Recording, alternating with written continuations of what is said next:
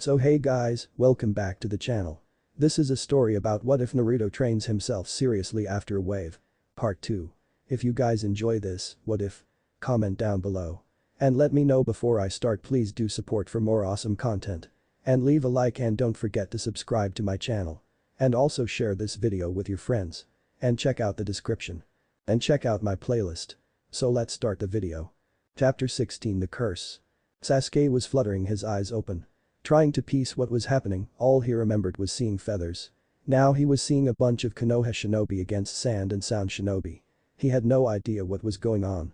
All he could see was the back of his sensei and it to his left. "What's going on?" he said in a demanding tone. "Sasuke, we are in a war." Sasuke went wide-eyed at the statement. "Find at least 2 more of your friends and go after Naruto," Kakashi said, pointing his finger out after he slashed his kunai through his opponent's chest. He then made the hand signs for the summoning and summoned a brown dog. "Kakashi, why did you summon me?" the dog asked in a lazy tone. "We are in a war. I need you to track one of my students who drove a key player and their plans away." He then tossed a piece of orange cloth which the dog sniffed. "Alright, I'm guessing these 2 are with me, right?" the masked man nodded. "Go find 2 more people for the job first, then head out. Sasuke, you're the leader," he said before jumping away towards the battlefield. "Follow me," Sasuke said, jumping towards where he saw Shikamaru. In the woods of Konoha. Naruto was rapidly running away from an angry Gaara and his siblings that were chasing him. His mind was a jumble of emotions. Betrayed, anger and so much more. Why is she doing this? Are we not friends?" he thought, asking his tenant. "Yet I can assure you that she doesn't want to do this. I can feel her emotions and the strongest one is sadness." Naruto calmed down somewhat, trying to focus on his emotions. Then he got back to the problem at hand.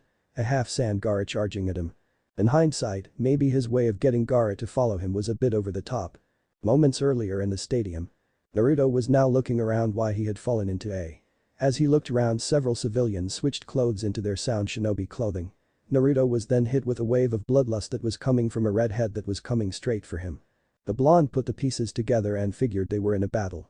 "Kid, that redhead is Agent Chiriki, can transform into their tailed beasts if they are good enough. Keep him away from the village if you don't want everyone to die," Kurama said, which Naruto understood was an order, not really advice. Naruto then turned around to his rear. Turned his face to Gaara and started spanking his own rear. "Come on Gaara, you know you want it," Naruto said as he started to run. The only physical change Gaara had was a slight flinch, but the bloodlust was now 100 times worse. Back with Naruto. Naruto knew he didn't have to run all the way. He just needed backup. He could feel that there were 13 people following them. 10 of those had bad emotions on him, so he could at least hope for 3 people as backup. It was getting quite difficult to avoid the attacks from Kankuro's puppet Karasu and Gaara's sand, but Temari had yet to fire an attack. If he turned around and looked at her face, he could see she was crying, albeit very little. Stadium. Kakashi and Guy were fighting hordes of enemy shinobi. As they were doing this, the 3rd Hokage was in a furious fight with the snake. It was safe to say all hands were on deck right now. Kakashi was glad that Asuma had gone to support the genin he sent after Naruto.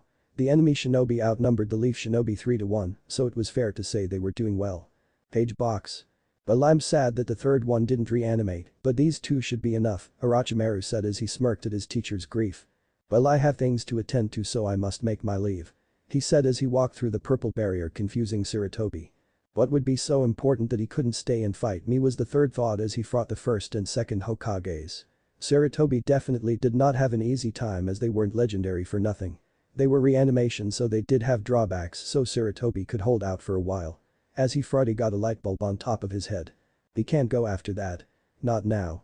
He was outraged Orochimaru was going to such lengths. In the forests with Sasuke. Sasuke had gotten Shikamaru and Shino to follow him and take on the sand shinobi. He was most outraged that the Red wanted to fight Naruto and not him. "Guys, we have 10 people after us, 9 are close and 1 of them is behind the 8. The 10th is far behind, but he is moving at an absurd rate and he is definitely stronger than Kakashi," Pakin said as the wide-eyed genin. "There's no way we can reach Naruto." "I'll stay for an ambush," Shikamaru said, breaking the silence they were in. "But if you stay you'll die," Sakura exclaimed. "I knew what I signed up for, and if I have to sacrifice myself then it's fine. Just let me do this," the pineapple-haired genin said as he stopped. "Bye," he said as he jumped back to ambush the enemy. Man who knew Shikamaru had such dignity, Sakura said, surprised he would stay back. "Let's all continue, no point wasting time over the dead." This got Pakin to grunt at the lack of camaraderie, but just kept quiet. Naruto and Sand's siblings. Naruto was sure he was far enough from the village that if Gaara transformed he could take him on without damage to it. He knew he could probably take down Kankuro and Temari 1 against 1. Gaara wasn't sure as he didn't know completely what he could do if he transformed into his tailed beast. At the moment he had to somehow disable Kankuro and Temari. He came to an abrupt halt and spinned around and nailed Gaara right in the face, sending him flying towards his siblings. Gaara's face was turning into glass as Naruto had used Hiken Fire Fist. The sand was caught by his siblings and he hit them off him like they meant nothing, which disgusted the blonde. "So Uzumaki, you're ready to fight," he said with a grin that would cause civilians to faint on its own as he charged Naruto. Naruto was trying to match him in Taijutsu, which actually worked to an extent as his Hiken had given him the advantage against the sand. What he didn't expect was a rain of poison darts from his side where a few hit him. Kankuro was smirking as he got the blonde with his best toxin, but what surprised him was that he just went back to pummeling Gaara in a fist fight. Temari and her brother were wide-eyed. Gaara was losing in a straight-up brawl, and it wasn't against their father. Kankuro kept trying to use Karasu to poison Naruto, but none of the poisons had any effect thanks to Naruto's tenant. Temari used her fan and sent him off Gaara since he was pretty much glass at this point. Naruto then turned his gaze towards Kankuro and went for the Karasu puppet. He broke the puppet into pieces and soon went after the puppeteer himself, and Kankuro wasn't too bad in Taijutsu, but against someone who had fists that were flaming he was no match. As he was about to face Temari, he heard a scream of pain and anguish which he turned his gaze towards and saw Sasuke with his fist through Gaara's chest. If the red head wasn't he would have died instantly. Sasuke's mistake was looking away once he dropped Gaara to the ground. Gaara was now fully sand. His entire body sand with the weird purple markings on him and his sand arm wrapped around Sasuke, who broke free because of Shino and Sakura. Shino's bugs when touched by Gaara would die instantly of the foul chakra, effectively making him useless. Naruto didn't have any time to worry about them as he had to deal with his problem being Temari. "Why?" he shouted, mad yet crying at the same time. "I thought we were friends. Did none of that mean anything?" "It does. Why do you think I'm so sad right now?" she shouted back just as loud. "Do we have to do this?" he asked, not wanting to fight his friend. "If I don't then I would be a traitor to my village. I know you're stronger than me, but I just can't betray my village," she said with tears now in her eyes. "Do you want to do this?" he asked as he emphasized the "you." "No. Obviously not," she said as if he were stupid. "Then neither do I. So friends after this?" he asked, hoping. "If you can beat me," she said, grinning while still sobbing. They then dashed towards each other and Naruto's fists flamed as he punched her fan. What she didn't know was that the wind from her fan made his flames stronger and that cost her the fight as he punched her fan after her wind and it went right through the material. Naruto knocked her out and he could swear she had the biggest grin he had ever seen on her when she got knocked out. As if on cue he heard multiple roars of pain. Gaara's sand arm was wrapped around Sakura, Sasuke and Shino. Naruto, infuriated, jumped and punched Gaara straight in the belly. Gaara swiftly landed back on his feet. "So Uzumaki, will you let these people die?" Gaara asked maniacally. The blonde responded with a fist to the redhead's face. Gaara's speed was definitely multiplied and Naruto was slowly running out of chakra as he had Hiken up for the entire fight. He was getting sluggish and Gaara started landing hits on him. He decided to turn off Hiken as that was getting him nowhere as Gaara was just too fast and it seemed that he reinforced his sand to make it more fire resistant. "Kurama, can you lend me some chakra please?" he asked his tenant politely. Kurama responded by giving Naruto chakra and him having an orange-like chakra shroud him a lot like Hiken on his arms, but this was pure chakra. Naruto then made his favorite hand sign for his signature. Multiple shadow clone jutsu. He roared in a puff of smoke. About 1,000 Narutos appeared, all smirking at the sand monstrosity in front of them. Gaara roared, destroying multiple and sending his stretched arms, but there were simply too many. 100 punches on his left arm. 100 punches on his chest. 400 punches on his face. Gaara's sand was slowly dissipating due to the sheer force of Naruto's punches. "Naruto, finish this fast. There's still one more enemy coming and you won't be able to deal with him." The blonde mentally nodded as a sign of agreement. All of the remaining clones grabbed an explosive kunai and threw it at Gaara, all exploding, destroying multiple trees in the process, as well as a few clones. As the smoke was gone, Gaara lay on the ground with no sand or blood around him. Naruto then started to go around and gather his friends and his enemies. He sealed Sakura into a sealing scroll and he did the same for the rest and then he got another scream of pain. Geez, how many of these screams are gonna happen, he wondered. He saw that Orochimaru had bitten Sasuke on the neck and wondered why, but it was Orochimaru and he had a reason for everything. He was about to go in to help Sasuke, but Orochimaru just waved by and disappeared with a shunshin. Naruto was confused at this point to no end until he felt an enormous surge of dark emotions. Coming from the defeated Gaara, who was now gathering sand around him and slowly transforming into a sand beast. A one-tailed beast also known as Shukaku. "I'm free." The sand beast roared in a childlike manner. "Well shit," was all the blonde could mutter out. Chapter 17. Leaf and Sand. Naruto at this point was scared shitless. He had good reason to be. He was running away from a raging tailed beast that was firing wind bullets at him. Safe to say if he lost no one would blame him. "Kurama, I think I might need some help," he exclaimed in a sarcastic tone. "Well, do you want to undo the seal?" the fox asked. The blonde sighed, muttering, "Fuzzy bastard." He wasn't going to get help from his tailed beast, so he had to improvise. No one was in a 300 meters radius of him, and he was pretty sure if any shinobi saw the one-tails it would go towards it if he could, so he wasn't gonna get some help anytime soon. "Hahaha. This is so much fun." Shukaku roared in a childlike manner. "Alright Kurama, what can I do that could hurt this guy and how do I beat him?" "There's no way you're gonna beat that annoying Tanuki yourself, so you have to wake up that redhead and Shukaku will be gone. Your available moves are fire type, long range and your shurikens. You could use your summoning contract and try to summon the boss Toad Gamabunta. Your best option is using Shunshin to get on Shukaku and start climbing to the head." Naruto nodded at the facts at hand and could see he didn't have much options. So all he had to do was wake up Gaara, that bastard. Easier said than done. "Time to begin my counter-attack," he said to no one in particular. In a swirl of leaves he disappeared towards the tail of his opponent. He started climbing up the enraged Shukaku and was slowly making his way towards the end of the tail. As he reached the end he cut it off using his wind blade. Now he was climbing up the back of the beast. Sand was trying to get on him and trap him, but he was using his Heiken to turn the sand to glass. He was barely hanging on a thread and trying to climb that thread to the end. He was halfway up the sandy back, he got trapped by the sand. He was slowly getting constricted by the sand and he was getting crushed. Naruto used the summoning jutsu with my chakra, the blonde did as his tenant told, doing the hand seals required. He felt the power flowing through his body. He felt like he could do anything, but he had to do the summoning. He slammed his hand against the sand that was constricting him. "Summoning," he roared. In a mere second the entire battlefield was filled with smoke. As the smoke was cleared the sight was something else.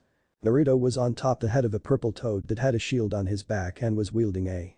The purple toad was sitting on top of the enraged Shukaku that was struggling against its grip. "Where am I?" the toad asked. Naruto couldn't answer as the purple toad got flung away by Shukaku, but the toad gracefully used his sword and smashed it into the ground to stop him from getting sent sailing through the air. Mr. Toad, can you help me defeat this guy and I'll explain everything later?" he asked. "Okay, I will try, and my name is Gamaken," the toad now known as Gamaken responded. "Okay, the plan is use your sword and hit that guy with it and I'll jump of you and try to hit Gaara," he said, gesturing towards Shukaku. "Okay, I shall follow this plan and you will hit this Gaara person." The blonde facepalmed at the simplicity of this toad. "Okay, let's do this," he roared as Gamaken charged ahead. Shukaku jumped up into the air and fired multiple air bullets at the toad, which dodged by an inch. "Do you know any fires?" Gamaken asked, to which the blonde nodded. "Okay, get your strongest fire ready," Gamaken said as he charged faster against the tailed beast. Toad oil bullet. Naruto was amazed as a stream of oil was shot at the beast. He quickly made hand seals for his strongest fire. "Fire style. Blue bomb." He roared as he shot a blue fireball at the stream of oil, which turned into a stream of blue fire. Shukaku shot multiple air bullets trying to counter them, but all he did was increase the flames. As he got hit by the flames, almost his entire front area turned into glass and many sparks of flame sparked off him. Shukaku roared in pain, but he protected the retreat at all costs. As he turned his gaze to where the toad was, he was surprised as said toad was gone. He felt a sting on his back and he saw Gamaken's through his chest and felt something crawling on his head. Gamaken was now behind Shukaku with his through Shukaku to keep him in place, and Naruto jumped off the purple toad and was now on the tailed beast's head, running as fast as he could while panting. "Get off my head." Shukaku roared as he flailed his arms around trying to reach his head while using the sand on his head to trap the blonde, but it was all to no avail as the toad behind him had restrained his arm movements so he could not move his arms to reach his head. Naruto was now next to Gaara, fist cocked back flaming to punch Gaara. It all looked well until sand appeared and took the punch for Gaara and turned into sand. The sand then wrapped around him and all hope was lost. "Is this how I die, trying to fight a battle I should have ran away from?" he wondered as his memories of life flashed through his eyes. "Don't give up, you're Naruto Uzumaki, the one who will become Hokage." He heard from his tenant, wondering why his tenant cared so much. "I believe in you, Naruto, don't give up. You can't die here." He felt glad that someone would be sad if he died. He felt a warm feeling in his belly. It seemed like his tenant was force-feeding him chakra. Shukaku was laughing as he was going to kill this brat until he started feeling chakra more ominous than his. Only 8 people in the world he knew of had more ominous chakra than his, and if he was right then this blonde kid was a. The sand that entrapped Naruto exploded in a burst of chakra and he was there with a red cloak that had a tail that made him resemble a fox. His features grew more feral and his teeth and nails were of an animalistic kind. Naruto in a show of speed bursted towards Gaara and smashed him in the head full force with all his chakra. Gaara's eyes opened wide as lids as the force of the punch made all the air in Gaara's lungs leave. Now the sand beast Shukaku's sand was turning back into normal sand and was now falling to the ground. Gaara and Naruto were free falling through the air and Gamaken had gone back to the summoning realm. Both of them were in serious condition and were in no shape to battle. Naruto could at least walk and move while Gaara was completely out of it. Naruto had to thank his fuzzy furball for the emotional speech and the force feeding of chakra later. The blonde and the red hair were now sitting on the sand and lying bloody on the sand respectively. Naruto was just sitting next to his enemy smiling which scared Gaara to the bone. Gaara, you know, I'm a lot like you. The only reason I'm not you is probably because I was lucky enough to have the 3rd Hokage. Tell me your story. I want to know what made you like this. Gaara was shocked that someone wanted to know about him. He knew he was in no position to do anything, so he just told the blonde his story. Naruto listened intently to everything Gaara said. The part where his uncle was assigned to kill him by his own father. How his father put the tailed beast in him. Everything showed that much of their life was similar. The only difference he could see was the attempts and the fact the cage didn't care about him. Gaara also did have a loving sister, but that was for another day. I told you my story. Just kill me quickly and painfully. Gaara said, accepting his fate. Naruto knew what Gaara felt. He knew the pain of loneliness. Naruto did what he wanted others to do to him when he felt lonely. He embraced Gaara softly as Gaara was still injured. Gaara was left speechless at what an enemy shinobi was doing for him. Why was he doing this? He could have just killed him. No one would blame the blonde if he killed Gaara. What do you want from me? He asked in a broken voice. Nothing, I just want to let you have someone to be there for you. He replied simply. Gaara just let go of him and sat next to the blonde. They sat in a comfortable silence. This was the start of a wonderful friendship between comrades. Page box. Hiruzen was now fighting the 1st and 2nd Hokages and his Anbu were trying to get him out. What could he do to escape? He tried going underground but the cage had a layer underneath the ground. He used his strongest on the wall but it did nothing. Outside the cage there were multiple Anbu struggling their hardest to save their Hokage from the fate of many other cages. The entire Sand Shinobi force had surrendered, so this was the last battle of the entire battle. Kakashi and most of the others were there, they were scrambling ideas to break the cage. They had combined all their jutsus on one area which scratched the wall. It seemed all hope was lost until one of the Sound Shinobi fell down exhausted and the cage broke. All the Sound Shinobi had to keep up this barrier for the entire war which had been nearly an hour. They all changed into monsters after a while and now the female of the group had passed out and their barrier had fallen. The Leaf Shinobi charged in going straight for the cage. The Konoha sealing corps started using their seals they had prepared if they got through the barrier and were now sealing the cage. Asuma had gotten his father out of the battle who was now unconscious with one of his legs cleaved off. Kakashi and a few of the other skilled took care of the Sound Shinobi and Konoha had won this war but with casualties, but in the end they did win. The 3rd Hokage was the biggest loss of this war as he would never be able to battle again. Sasuke was given the curse mark. Overall things were bad but would be solved. Chapter 18. The Ashes. Naruto was slowly fluttering his eyes open wondering where he was. As he fully opened his eyes he was greeted by his sensei. Yo, you're finally awake, the silver-haired said. Sensei, where am I? I remembered being with Gaara. He asked curiously wondering what happened. We found you passed out next to the red-haired I'm pretty sure his name is Gaara and we were fully expecting a fight but he didn't even say a word he just put his arms behind his back and surrendered. Naruto wide-eyed at this, he knew he made Gaara stop fighting but he didn't expect the guy to just give up. As they sat there in just a few moments, realization hit him. Where my clothes are, I had scrolls of them. Enemy and Sakura in them and what happened to Sasuke. Don't worry the enemies are being kept away and Sakura is fine. Sasuke on the other hand is another issue. He trailed off. Orochimaru gave him a hickey, does that have anything to do with the issue? Spot on as always, Sasuke has a curse mark which is a special kind of seal Orochimaru made and Sasuke is unconscious from mental anxiety. The seal in a nutshell is bad news and it makes him more evil. Jiraiya-sama already put a seal to counter it but it might fail, so be careful. Sensei, could I go see the enemy? He hesitated in asking which they noticed but did push on. Section 112 at the prison, he responded and paused. But you're not gonna go today if I'm here, so go there tomorrow but not today. The blonde nodded, acceptingly, happy he could see Tamari soon. Now he had to get to other matters that he could do at the moment, which was Kurama. He slowly meditated in bed to reach his mindscape, hoping to get to why his tailed beast had pushed him so hard in that last battle. Naruto's mindscape. As the blonde walked slowly towards the gate of the seal, the only sounds were the breathing of Kurama and Naruto's footsteps. We need to talk. He got no response. Kurama. He shouted this time with no response, gaining a tick mark on his forehead. Kurama. He roared this time. The fox opened its eyes, staring at the blonde with his slitted eyes. What is it? The fox responded calmly. What was that? Don't give up. You're Naruto, the next Hokage stuff. He mimicked the beast's voice. What are you talking about? He lied cunningly. You're serious? Naruto asked, getting annoyed. Naruto, what are you talking about? He really was cunning at tricking his. I won't get answers from you, see you next time, and even if it wasn't you that said that stuff. Thanks anyways. He grinned as he disappeared. The next day at the prison. Naruto was slowly closing a metal door behind him and quickly sat down, looking at Tamari, who was smiling at him. How he wondered could she be smiling in this situation, but he could only smile back. Suo, sorry for doing this and capturing you. He said sadly. Don't, Sand lost and Leaf won. Maybe if you didn't capture me, Leaf could have lost. She responded, smiling at him. Well, I read the news this morning, it seems your dad is dead. He said, slightly hesitant, but wanted to tell her so she knew.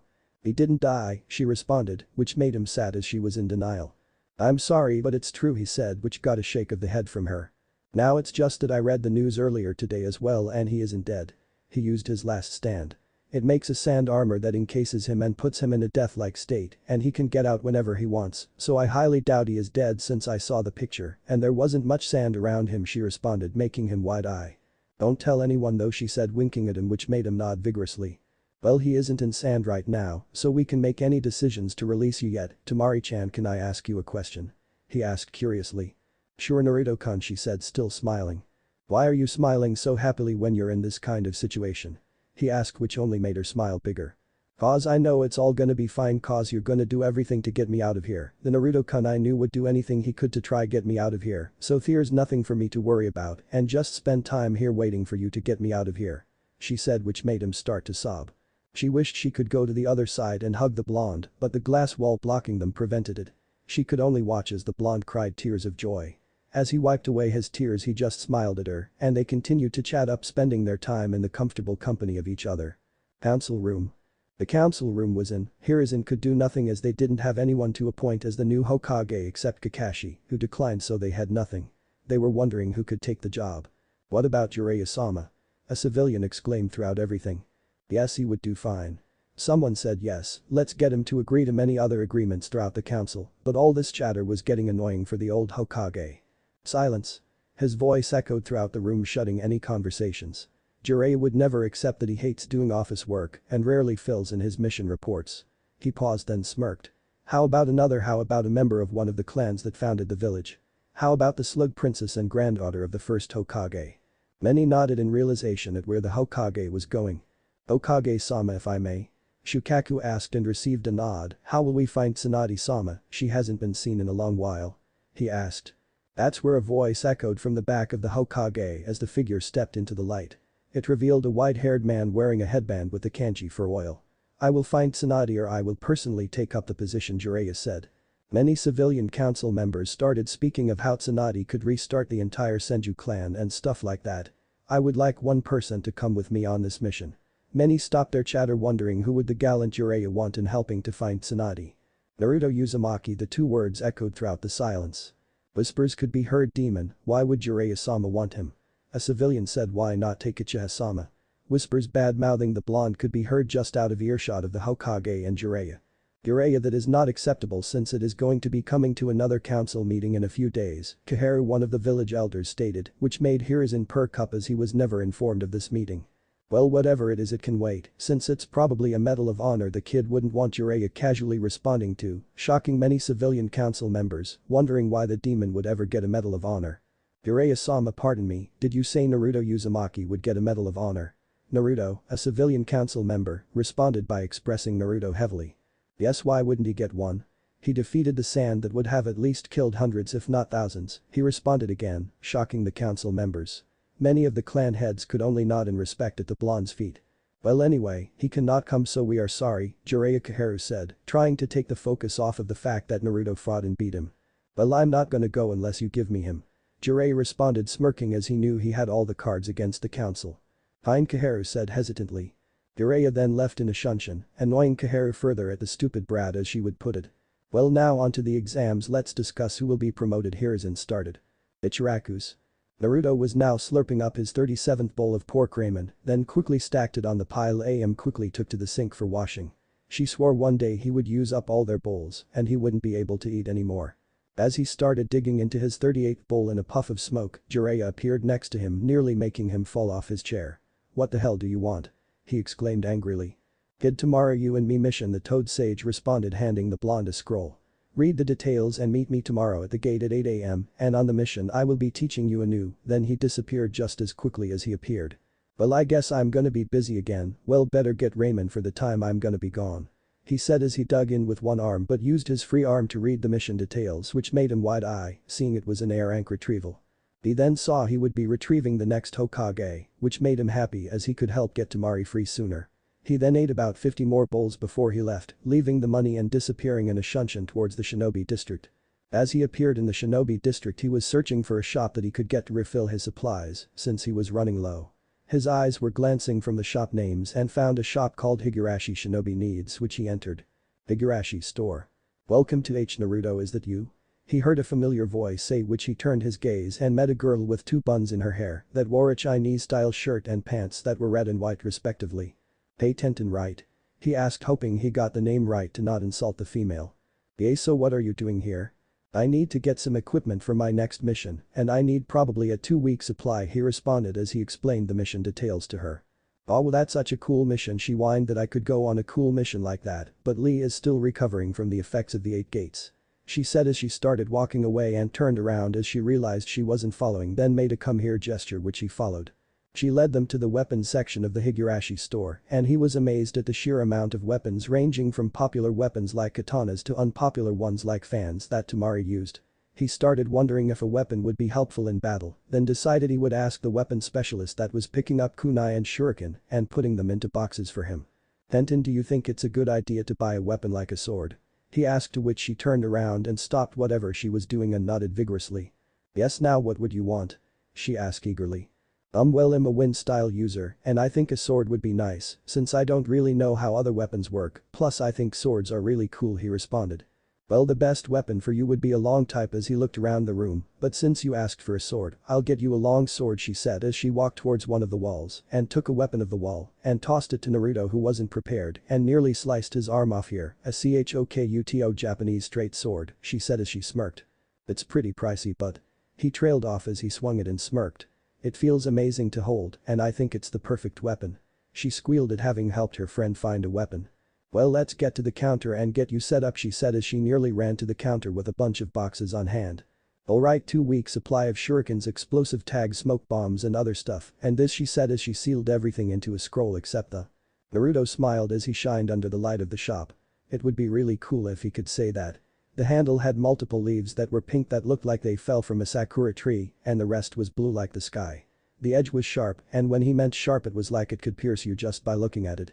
Naruto, why don't you name it? She asked, hopeful he would. Sure, why not, he said as he took a look over the beautiful sword. He wondered what he would name it until a light bulb appeared over his head. Katto, clean cut, he said as he smirked. Well, that's a wonderful name. I wish you luck in mastering that thing, and one last thing, thank you for shopping here. She shouted in the last part. He went home still holding his sword in hand, looking at it happily. Katto, you will be my weapon, he said as he smirked while walking home. Chapter 19, Slug Queen. Naruto and Jiraiya were now fully on the road going towards a nearby town for some information gathering. Naruto actually wanted to help Jiraiya in information gathering once they got there, but Jiraiya simply stated he would be too much of a nuisance, as Jiraiya put it. Hiro Sennin pervy sage, teach me something new please. He asked with puppy dog eyes at the white-haired adult. You're a few years too late to try that on me, brat.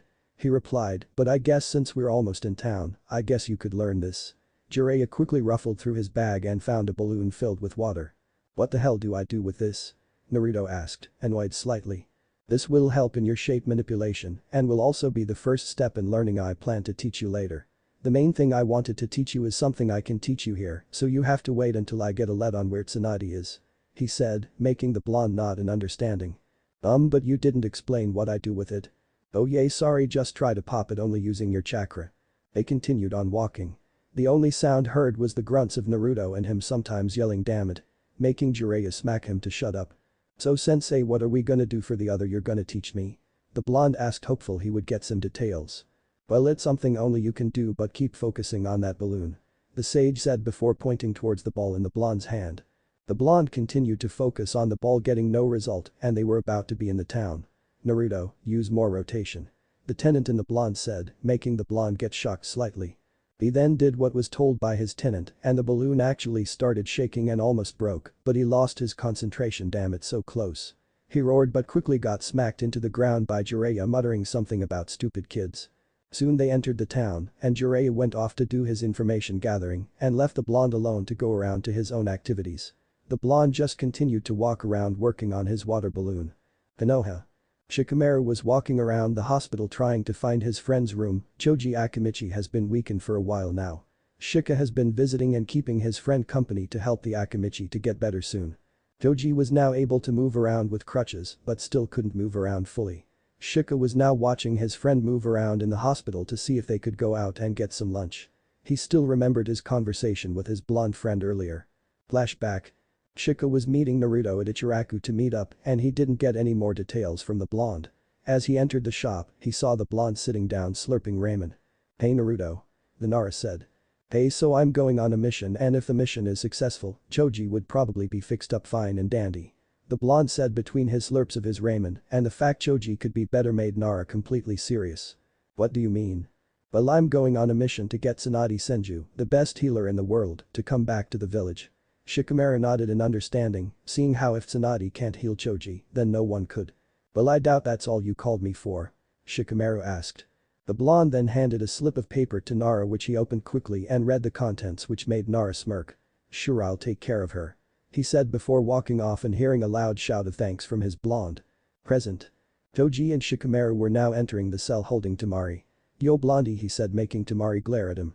"Calm down him with your precious Naruto-kun," he said teasingly, which made Choji laugh at seeing Shikamaru, the most reasonable person, actually tease someone.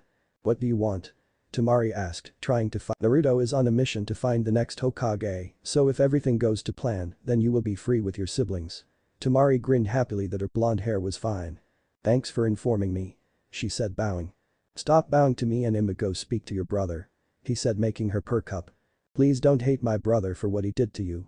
He has a long past, and please just understand he has had a bad life, and I know that will change nothing." She was cut off as Choji started talking.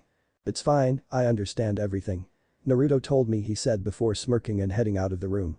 They then explained everything to the other two Sand siblings. Kankuro just kept saying thank you over and over to them. Gaara just smiled, nearly invisible, but it was there.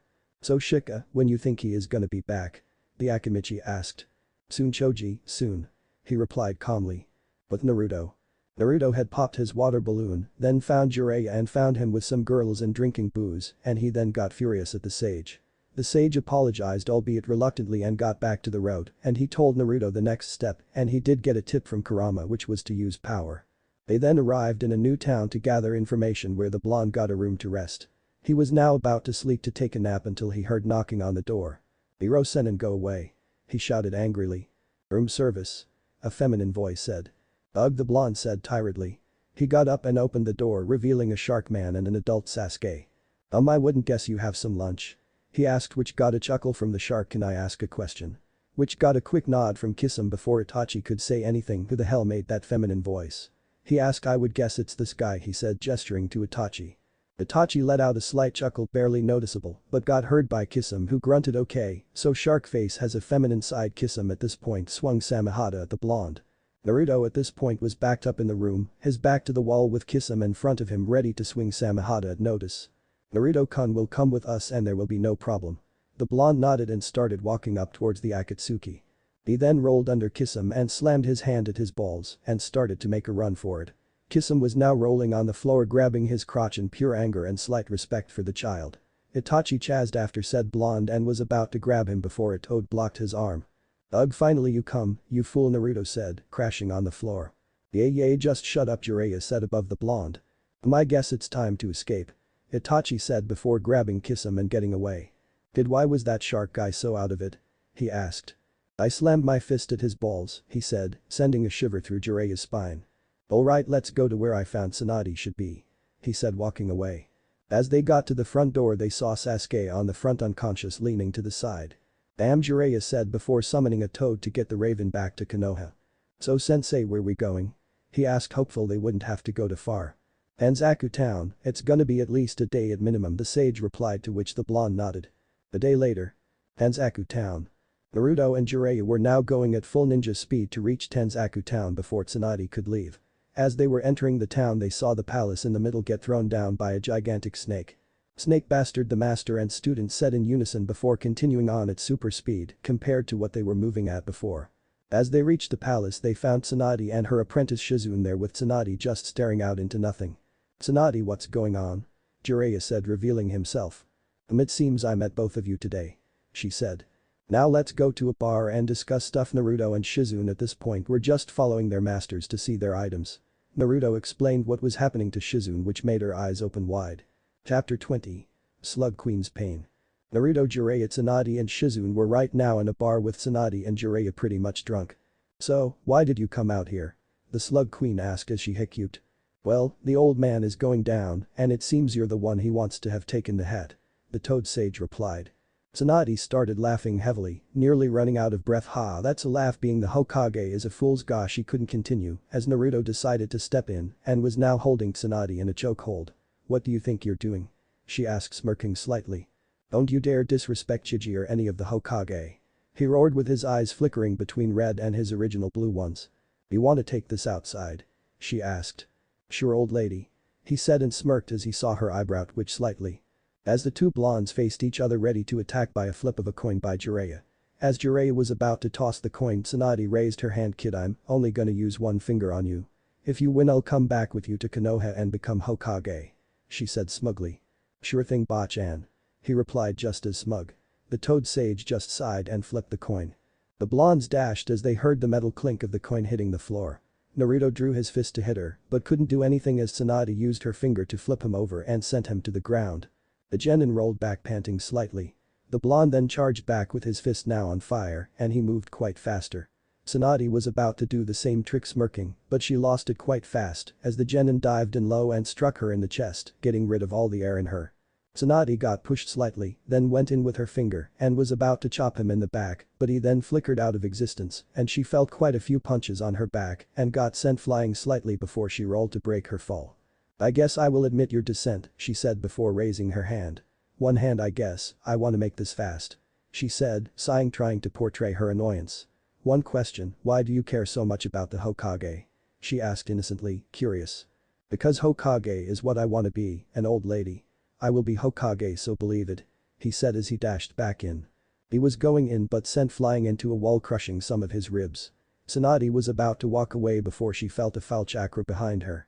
As she turned, she saw the once blonde boy that was on the wall now on all fours, encased in a shroud of red chakra, with three tails flowing wildly behind him.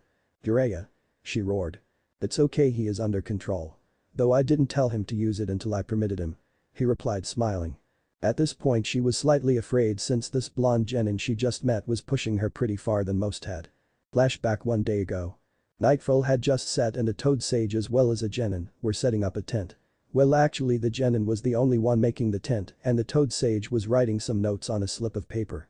As Naruto was going to sleep, he got shaken up by his sensei, who was urging him to get up. Naruto reluctantly got up slowly just to annoy his pervert of a sensei. As he got out of the tent, he saw Jiraiya with a toad that looked like a scroll next to him. Okay, what do you want? He growled out. Now Naruto-kun, Jiraiya said childishly, this is Jiratora, he has the key to the seal. He continued in a complete 180 of tone of voice which perked up. This is what I wanted to help you with. I've heard about your mode where you have a tail behind you. How does it work? The mode you saw is version 1 state, there are 2 versions, then full transformation. Full transformation is exactly what it sounds like and you just transform into your tailed beast. Version 2 is just having a completely red chakra cloak that is just a mini. He took a pause to let it all sink in for Jiraiya. I can use 2 tails, and for where their tailed beast doesn't like them, they will have to overcome the rage of the tailed beast. Recently I found out all I have to do is get physically stronger to use more tails. Kurama said to use only my version 1 until I got all 9 tails for it, then use version 2, so I still have a long way to go. Kurama. Jiraiya wondered but let it pass. Ayubi says I should be able to use at least 4 tails right now, but I just can't get the chakra out of the valve, if you get what I'm saying. Naruto frowned slightly. Well, the key to loosen it might help, and if you want the key I could give it to you, but only use it when I or the old man is around. Naruto nodded gratefully and kept saying thank you over and over as he kept nodding. Uratora then unrolled the scroll on his belly and pointed to a square on the scroll. Place your hand here and channel chakra.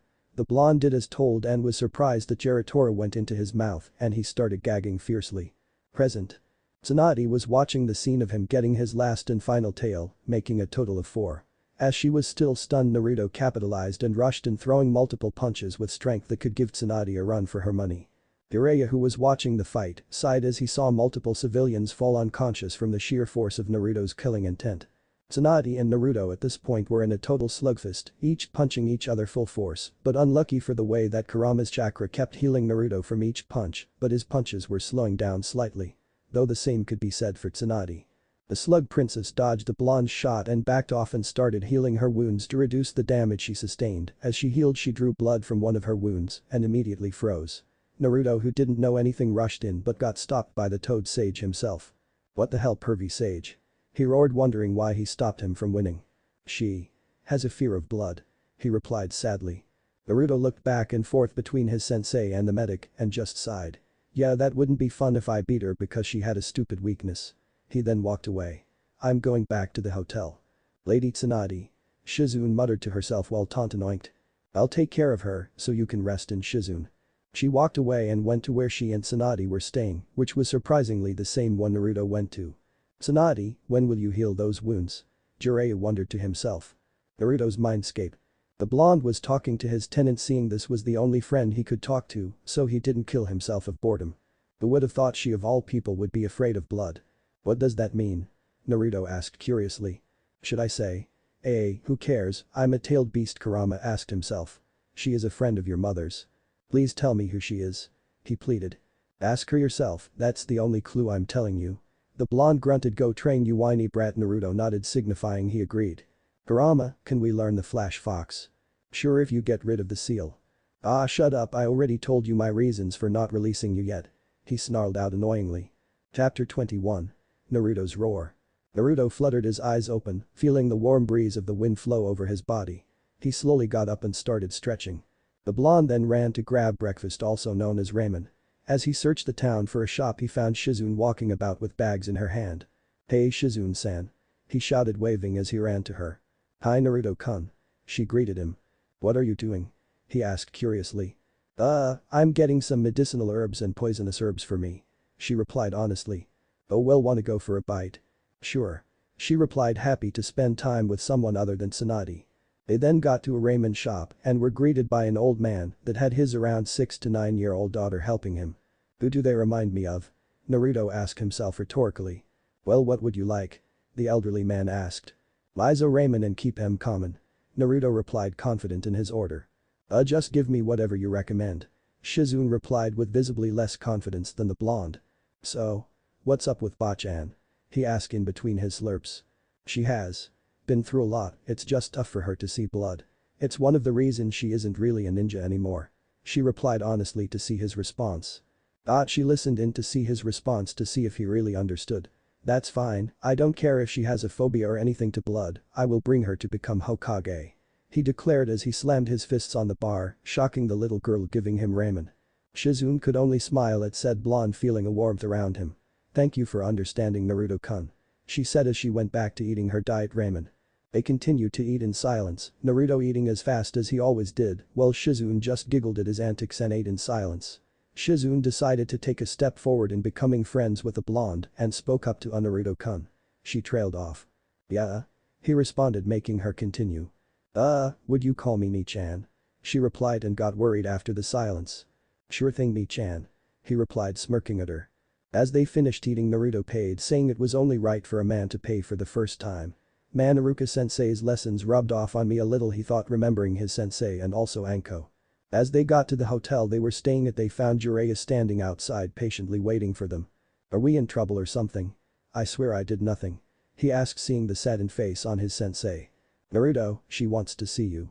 He replied grimly. Okay. He dragged on as they walked in. They all went into the room Tsunade was in and saw her sitting on the floor waiting for them. She gestured for them to sit and she sat directly opposite of Naruto. So am I in trouble or something for using the Kyuubi's chakra? He asked, as that seemed like the only thing that could get him into trouble. Kid, I offer you a wager. Tsunade replied, ignoring his statement. Well, what's the wager, Bachan? He smirked when he saw she got a tick mark on her forehead.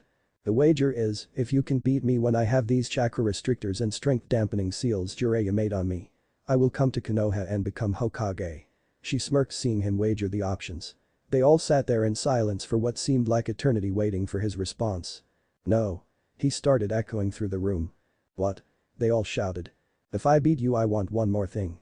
He said. They all nodded, gesturing for him to continue. I want you to let 3 Sangenin in the Leaf prison free. He said, as if it was a last desperation. Sure thing, kid, if that's all you want, I'm fine with it. Heck, I'll even throw in this. She said as she gestured to her necklace. Shizune and Jiraiya wide-eyed at this. Jiraiya knew it was gonna be bad, but offering the necklace was bad for even Tsunade. Lady Tsunade Usurka, she got cut off by a resounding no from the Slug Princess. So kid, the deal is, we will have a battle in a week and I will wear this chakra and strength dampening seals that reduce my chakra and strength by 65% by the way, and if you win you get 3 Sangenin out of jail, me and Konoha as Hokage and my necklace, if I win you and Konoha will piss off and stop disturbing me. She ended and raised her hand for him to shake it. After a moment of time he ended shaking it to signify the deal made. Well, that's all, you can all go ahead and do your own things. She said as she walked towards the balcony. So Pervy Sage, how strong was she yesterday? The blonde asked, checking he had a chance at the moment. 20% at most and most likely 15%. The sage replied, brutally honest. So do you think I can do it? Well, if we go by maths, it's a 100% minus 65%, which is 35%. Now you're 15% of that and you need 20% more to be equal, so you would need 21% to beat her. He replied, writing all the calculations on a paper for the blonde to get it. So I need to double my strength and some? He asked, hoping he got the calculations right. Yep, but that's just the strength and not even counting the amount of experience she has had in her life being through war. Kyuubi says I need to get at least 6 tails to get there strength-wise, but tactically he could help me. He replied, hoping that would improve his odds. Kid, I'm gonna be honest. Your odds of winning are around 20% at best. Well, we just have to increase that by every percent we can, can't we? He responded confidently, which Jiraiya just chuckled at. Yes. Yes, we do, Naruto. Now I'm guessing getting 6 tails of chakra is gonna take a while, right? Well, actually I've got another idea besides that, and there is also something I need to learn. But Tsunade. Shizune was now with Tsunade, wondering what she was doing with this wager. Lady Tsunade, why did you accept the deal? She asked curiously. Tsunade muttered something that Shizune couldn't get. What was that, Mladdie? She muttered again. Mladdie, please speak up. She stated. I don't know. Tsunade shouted. Shizune didn't understand what her master meant. How could she make a decision she wasn't even sure of? Mladdie, what do you mean? She asked again, curious as always. I don't know why I did it, Shizune, maybe it's just him. Reminds me of Nawaka and Dan. She replied honestly as tears fell from her eyes, dripping onto the floor of the balcony. Mladdie. The medic muttered, worried. Shizune. Please give me some time to myself. Please. She muttered out. Shizune obliged and went to see where Jiraiya and Naruto were, but they weren't there. Training, I guess. 5-day time skip. Naruto fluttered his eyes open to see his Nichan on the ground of his hotel room unconscious. He then got up and shook her while trying to remember what happened. He remembered last night Shizune brought him back here to heal him, but he didn't remember anything as he slept after he got back. Shizune now opened her eyes and grabbed onto his jacket fiercely. Where is she? She shouted, worry clearly in his voice. Jill Nichan. He replied, calming her down. What's the time? She asked hastily. 9 AM I think. He replied, not understanding anything. Okay Naruto, we need to go, I will explain everything as we go, so let's just go. He nodded, understanding. Before they could leave, they heard a knock on the glass window and opened it to find a weakened Jiraiya, and he explained how the Slug Princess drugged her and explained the things with Orochimaru. Damn, Orochi-kun. Naruto roared. Orochi-kun? Jiraiya asked. I'll explain another time. Let's go. The blonde then leapt to where they had to go, and Jiraiya and Shizune soon followed. Somewhere in Tenzaku town. Jiraiya, Naruto and Shizune arrived in a destroyed part of the town and realized Tsunade broke the deal that they had. Okay, let's follow the rubble, it will lead us to her. Jiraiya replied with his expert knowledge and use. Geez, I wish I didn't have to fight her, Naruto whined. Deadlands of Tenzaku. The Toad Sage and his apprentice as well as their medic arrived at the scene with Tsunade on the ground with blood around her and Kabuto going in for the final blow. Naruto went in with his sword Kur plus Nkatto clean cut and forced Kabuto to back off. I see you're a traitor, Kabuto. Naruto responded, oh, and hi Orochi-kun. Naruto childishly waved to Orochimaru. My little old Genin Naruto is here to play with the bigwigs, eh? Kabuto replied, taunting the blonde. Naruto deals with that guy and Shizune protects Tsunade, Orochi-kun is mine. Jiraiya said as he picked up the blonde's nickname for Orochimaru and smirked when Orochimaru twitched slightly. So Kabuto? How do you want to do this? Naruto asked honestly. Kabuto dashed in with his chakra scalpels and tried to dice the blonde. Naruto tried to use his sword, but he really wasn't proficient enough to use it against a low opponent, so he just put it away. Naruto tried to go in for Taijutsu, but the offensiveness of chakra scalpels was just too strong, so he had to go for long-range ninjutsu. Wind style. Wind bullet barrage. The blonde said as he fired multiple bullets at Kabuto. Kabuto expertly dodged but got grazed by a few and got slightly slower. Well, how about this?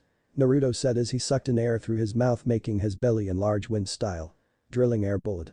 The blonde roared as he slammed his hand onto his chest, just as he saw Shikaku do in their battle, and sent a significantly larger air bullet at the medic who tried to dodge, but it was too late, he ended up having his entire left arm ripped off, effectively rendering his Taijutsu useless. Kabuto screamed in anguish as his arm was sent flying off with blood spraying everywhere. Naruto then went in for Taijutsu and didn't give Kabuto time to let up and pressured him even more and ended up breaking his right leg using his Hiken Fire Fist. I'll come back later. Naruto said as he winked Ten Sunshine to where Jiraiya and Orochimaru were fighting and he saw the snake had summoned two snakes. Sensei. Naruto, shrouded with a one-tailed cloak of chakra, shouted as he freefalled from his Shunshin position in the air. He started making hand signs to do his boar dog bird monkey ram summoning jutsu. The blonde roared as used up his cloak and summoned a large puff of smoke. As the smoke cleared, a resounding smash happened, revealing Gamabunta smashed onto the two snakes. Jiraiya quickly jumped on the toad. Good job, Naruto. He complimented his apprentice. Jiraiya, why have you summoned me? The toad boss asked, but then looked at the snake he smashed. Oh, snake team. One, I didn't summon you, my new apprentice did, and yeah, you did get the guess right, so let's go Bunta. Jiraiya shouted. Orochimaru quickly did his hand signs and summoned his own boss Manda. What do you want, Orochimaru? Manda roared but then saw his meal.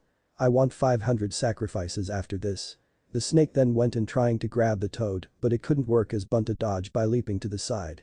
As the fight between the summons happened, Kabuto came in and knocked Naruto, who was trying to use an air bullet on Orochimaru. What the hell? He roared, wondering how Kabuto was walking. Medical ninjutsu, Naruto-kun. Kabuto childishly said. Surprisingly, Naruto and Kabuto ended up next to Shizune and Tsunade. I can help you. Shizune said as she hopped next to the blonde. Alright, let's go. Naruto dashed in and started Taijutsu, but backed out as Shizune launched a mist of poison, but what they did not expect was Kabuto to go for Tsunade, and he went for said blonde and tried to kill her with his chakra scalpels. Everything seemed to pause until in a puff of smoke Naruto appeared in return of Tsunade using a substitution to replace him with her, and he got hit in the right side of his chest. Ahhhh, he screamed in pain and fell to the ground. No. Tsunade roared as she got up and ran towards the blonde, slipping and sliding to get to him, and she rushed to him and started healing him and saw he was okay if he got healing. However, she couldn't confirm that since Kabuto wouldn't let her, she ended up activating her strength of 100 seals and started smashing Kabuto using her chakra and ended up sending him flying into a boulder and went to heal the blonde. Please don't die, Naruto-kun, please.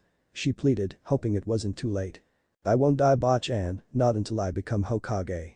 He replied, making her tears fall on him as he fell unconscious. Thank you, Kami-sama. She muttered to herself. Now for you, she said as she ran to finish off Kabuto with her seal still activated.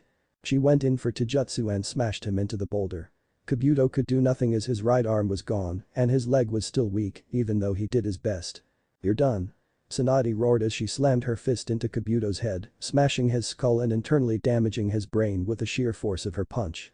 Now to help Jiraiya. She started summoning her own summon and Kitsayu and told her to split up and bring Naruto to Shizune. Let's go fight the snake, Kitsayu. She said as her summon nodded. Jiraiya and Bunta combined with the force of Tsunade and Kitsayu was just too much for Orochimaru and Manda.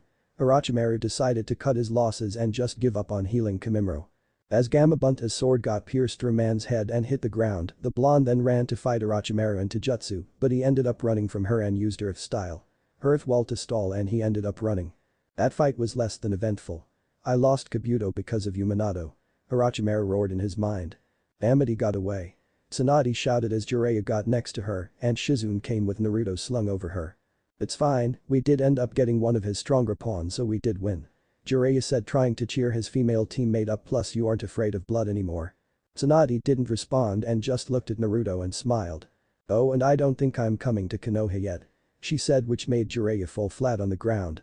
Chapter 22. Slug Queen and her fox. Today time skip. Naruto got up and ran out of his bedroom as he realized it was way beyond the time he wanted to wake up. Today was the day that decided Temari's fate, it was the day of the battle between the blondes. As he ran out he quickly grabbed a ration bar from his backpack and then headed to the place they were meeting which was where they fought Orochimaru. As he ran he smiled, he was more than ready to beat that old prune in his mind. He had done intense training with the old pervert to the point of his ribs getting broken, then healed by his tenant to get broken again, and they did that over and over and over. As he got to the arena which had earth walls surrounding them, courtesy of one-toed sage.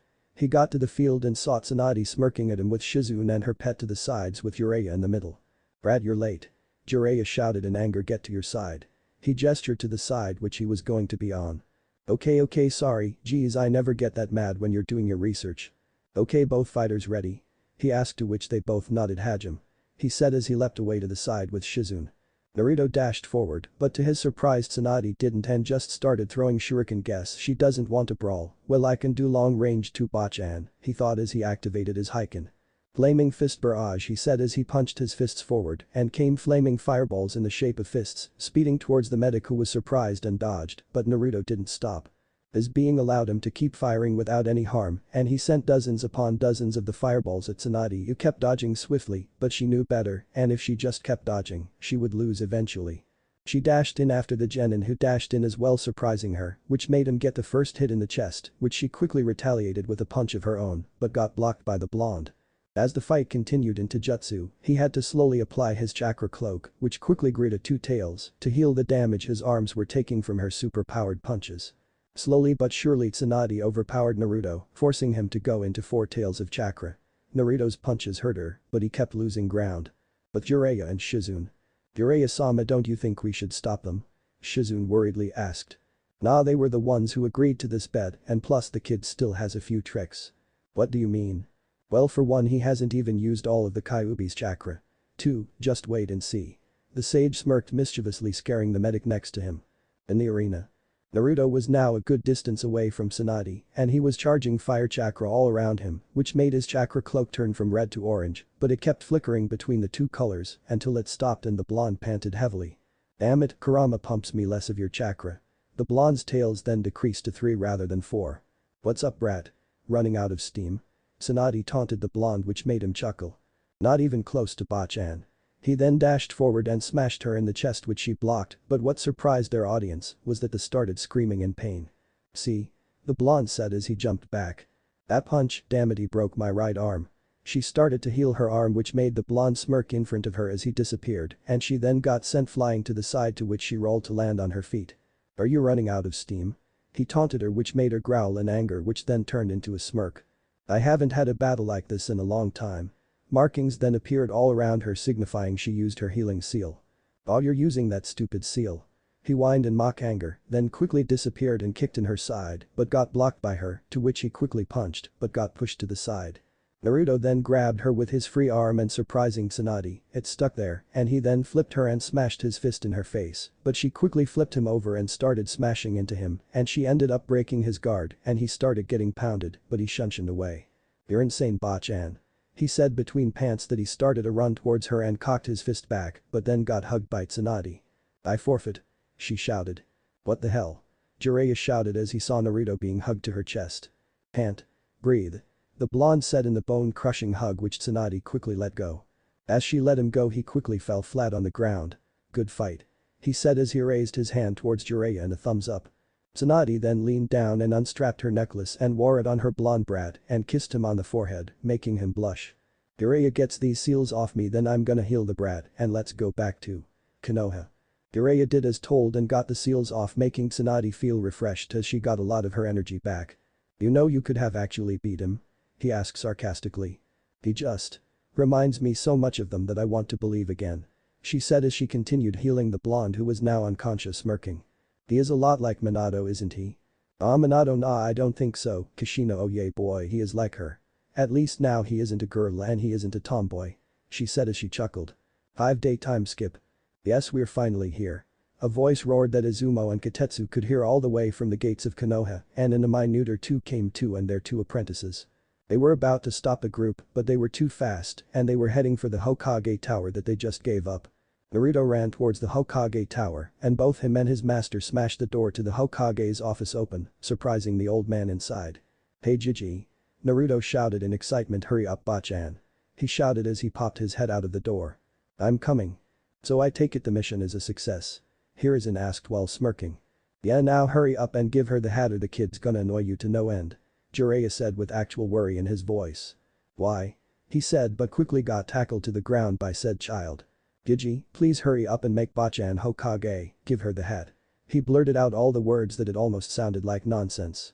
"Okay," he said as he tossed the hat towards the blonde. She then took out a piece of paper and grabbed a brush on the desk and wrote a message which she handed to Shizune. What was that all about?" he said after Naruto ran after Shizune.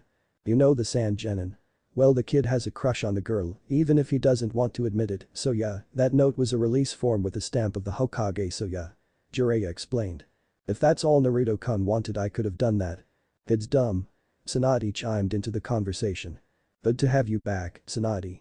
"Not gonna say it's good to be back, but maybe after a while I can say that," she said smiling as she looked over the village. "Jiraiya, you're not gonna like this," Hiruzen said as he handed a file to Jiraiya. Konoha prison.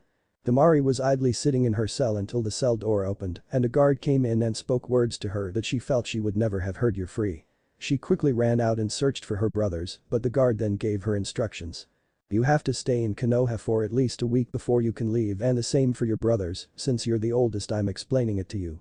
Once you leave you will have an escort, but for right now you can stay in a hotel or anywhere you want," he said, then let her go. She quickly ran searching for her brothers and as she arrived in the lobby, she saw her three favorite males. Naruto, Kankuro and her youngest brother Gaara. She smiled on seeing Naruto hug Gaara, which made the redhead stiffen, but he accepted it gladly. "Where's Temari-chan?" he asked Gaara. "Right here," she said as she tapped his back. He surprised her by quickly hugging her, making her blush out of the open sense of affection. After a long time trying to pry him off, it took all three Sand siblings prying him off to get him off Temari. "Thank you Naruto for getting us out," she said as she pecked him on the cheeks. "Guys, we have to find a place to stay, let's get a hotel," she suggested. You guys can come to my place, but it's a little small, but it's cheap and I doubt you guys have any money, and Temari-chan, your belongings are over there." He pointed towards another room which she quickly ran to and came back from. "I am fine with staying in your house Naruto-san," Gaara said, stoic as ever. "Me too," Temari chimed in. "I guess I have too," Kankuro responded. "I guess that settles it," Naruto exclaimed before pulling them all into a group hug which made Shizune giggle. "I'm gonna go back to the Hokage's office to help Tsunade-sama." She bowed to them and quickly ran off. Chapter 23. Friendship. 5-day time skip. It was a peaceful day for all the civilians in Konoha. Kids were running around with their friends, merchants were selling their products. It was a fine day until there was a resounding shout from the office of the latest Hokage, Tsunade Senju, shouting and disturbing this peace. Moments ago in the Hokage's office. "Well, what is it, geezer?" Tsunade asked as she poured her sensei a cup of sake, then proceeded to take hers instantly. Well, please ask the Anbu to get out, I'm about to tell you something highly secret." She then made a few hand signs and the Anbu then left the room. "Well, here." Hiruzen then tossed a file onto the table which had the stamp of the daimyo as well as the Hokage below the stamp of the SS rank secret. "What is this?" Tsunade asked, her voice evidently more serious.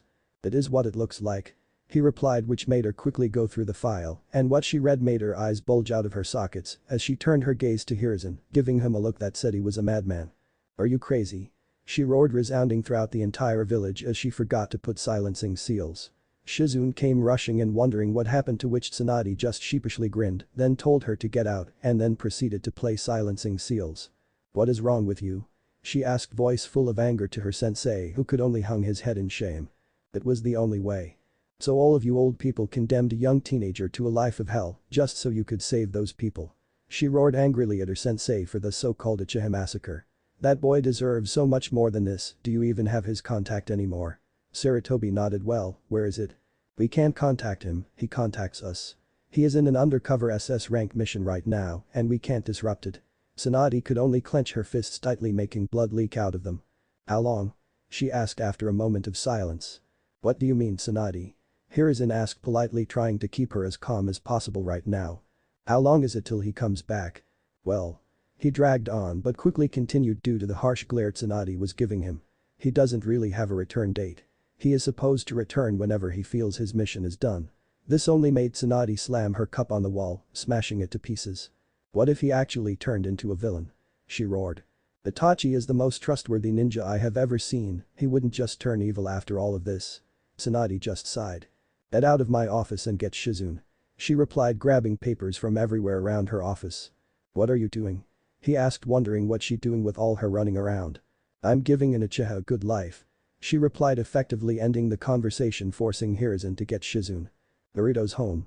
The sound of the doorbell ringing made Gaara use his sand to open the door, bringing the sight of his elder sister and his brother, as he was known to the Sand siblings, being Naruto carrying bags on bags of groceries and other utensils. Welcome back, lovebirds. Kankuro greeted, making the blondes blush a shade of pink. Honey, now help us with this. Naruto demanded in an annoyed tone. The Sand siblings were turning Naruto's apartment upside down. He used to have a reliable routine, but Temari decided that eating ramen for breakfast was bad for health, so she started buying vegetables. I mean, come on, vegetables. Naruto really did enjoy their company. It finally felt like a home with all the people in it. So I heard your father came back to the village. Naruto stated, starting a conversation. Yeah, and he is probably half dead. Kankuro replied as he started munching on the potato chips they bought. Hey, those are for Choji. The blonde then quickly snatched the bag from the puppet user, making them both get into a staring contest, which Temari quickly bonked their heads for. When is Naruto coming? Gaara asked stoically from his position on the floor. Soon, you guys will love them. I hope Sasuke and Neji can make it. They didn't reply to me. Naruto said with a frown. Well, it will be a great party either way, and thank you for this farewell party. She said as she started washing the fruits and vegetables. I will miss you guys, so why not just have one last occasion? He replied, sheepishly scratching his head. We are leaving in 2 days, and tomorrow all the genins from the Leaf and all the other villages are getting their results for the exams. She replied, lifting his spirits. We need to cook. Gaara started using his sand to use the multiple knives Temari had bought to chop the vegetables Temari finished washing. Yes, let's and Kankuro clean up the place. Temari then continued cooking. What about him? Kankuro gestured to Naruto. He is doing his first ever real cooking session. A while later, Hinata showed up with Neji, and fortunately Hinata was available to help cook, so she did, while Neji just sat waiting for the meal. Sakura then showed up and offered to help clean up the place. Soon everyone showed up. Shikamaru, Choji, Ino, Lee, Tenten, Kiba, Shino, and surprisingly Naruto invited Utakata. As everyone sat around the table, Naruto sat between Gaara and Temari, while Choji sat next to Gaara. Temari, being the big sister, tried to nudge Naruto to swap with Gaara, but he just pretended to not notice, or he really was just stupid. Choji was actually pretty much the same before the incident, since thanks to his Akamichi genes, he was able to make a recovery, but he definitely was weaker. Gaara then turned to Choji, and they both gazed at each other, so Gaara was cut off when Choji cut him off. I forgive you. Choji said with a smile as he ate the barbecue. Gaara couldn't describe how he felt, happiness no, anger no. It was more like relief that another person accepted him. All the genins ate as they chatted. Neji and Utakata were silent until a certain blonde forced them to chime in on the conversations, which they actually enjoyed. The girls actually discussed with Temari about how Naruto's home was and if she wanted to live with one of them, which she politely refused. So what do you guys think about the promotions tomorrow? Kiba asked. Shikamaru would probably be the only one who has a near 100% chance of being when he rather stays genin. Choji said before he chuckled slightly. Yeah, but seriously, who could be? Sakura now chimed in. Well, Shikamaru probably is, and probably Temari-san, but I can't say anything for anyone else. Neji explained. Let's just enjoy and think about that tomorrow. Naruto said as he slurped his specially made ramen. He is right. Shikamaru said as he got up from his nap. A day later in the Hokage's office. All the genin of the final exams were now standing in front of the 5th Hokage, as well as the 3rd Hokage. I am proud to say that you did very well in the exams. Now since I didn't watch the exams I can't say anything, so here is the third to judge you all. Tsunade then waited for Hiruzen to give all of them the hard news. She could remember when she was one of the only few who passed their rookie exams. Kankuro Sabaku. Kankuro perked up at his name being called. With communication with your father we have deemed you the rank of special. Hiruzen smiled as he handed the puppet user a few documents. Just hand those to your cage and you will be a. Kankuro bowed and thanked Hiruzen and stepped back. Ino Yamanaka, you have shown great potential and good strategic thinking, but I have deemed you not ready as you have an impulsive nature and you need to set your priorities straight. Work harder next time. Hiruzen saw the frown on the girl's face, but he couldn't do anything. Arasabaku, great strength and great ability but too unstable. You are still a genius, just work on your leadership and teamwork and you're sure to be a. Hiruzen patted the boy on the back, hoping his bluntness didn't hurt his feelings of being a, but the boy just stood there and thanked the Hokage. Shikamaru Nara, great strategic mind and good leadership skills. Tune in but work on your physical strengths. Hiruzen then handed the boy his vest. You may choose to wear the vest if you want to or not. The boy just muttered troublesome as he grabbed the vest. Niji Hyuga. Same as young Gaara, great strength and almost infinite potential. Just work on your teamwork and you will be a fine shinobi. Hiruzen smiled on seeing the next file which he fought so much for in the council meeting a day ago. Naruto Uzumaki, with amazing battle potential and good strategy, needs light work on teamwork but did very well in his battle against young Kiba. Chunin. Hiruzen said as he smiled on seeing the boy jump up and down, if he was jumping this much, then wait till he heard more. That is not all, it was crucial in the battle against Sand and single-handedly beat and saved us a lot of lives. Special Jonin rank. Everyone was left dumbfounded as they heard Naruto had become a, and those who knew what it was were absolutely amazed that a single genin beat a monstrosity, those being Tsunade, Utakata and Sakura for her book smarts. Not to be mean, but don't you think that's a little far-fetched, Lord Hokage? Ino asked politely. No, it is not, Yamanaka-san. Uzumaki-san here has the word of our most honorable ninja Kakashi Haddock, so I would assume it is true. Tsunade could only smirk as her blonde brat was grinning so hard that his face could split. Every other promotion couldn't compare to Naruto's, and they were simple with Temari being Utakata, Shino and Kiba or Genin. The most surprising one was a field promotion of Sasuke and Hinata, with Sasuke helping in the defeat of the Hinata, having a promotion of proudly defending a few civilians from death by Odo Shinobi. Gaara was glad that Hiruzen did not reveal that he was in fact a Biju, and glad that Hiruzen didn't ruin his friendship. Now that is also I want all the genins to leave and only the promoted to stay. Tsunade then waited as all the genin flooded out, leaving only an above ninja, and she then waited a while longer and Uchiha Sasuke and Hyuga Hinata came in as well. Sasuke was smirking violently as he knew he was while Hinata just smiled happy she could make her father proud. Now I will begin to tell you the responsibilities of Chunins are meant to guide their team and are meant to lead their team. You all will still stay on the same teams for a while, so don't worry. Your sensei will try to let you Chunins take the helm once in a while and you will start going on slightly harder missions. Tsunade then took a breath after all that talking, she wondered just how the third could do it. Is that all, Bachan? It's gonna be a piece of cake, Naruto exclaimed, making Temari giggle slightly while Sasuke just glared at the blonde, wondering how the dead last could be faster than him. You know, Naruto, your sensei Kakashi was actually by the time you are right now. Tsunade said, hoping to make that pervert of a ninja pay with the nuisance known as Naruto.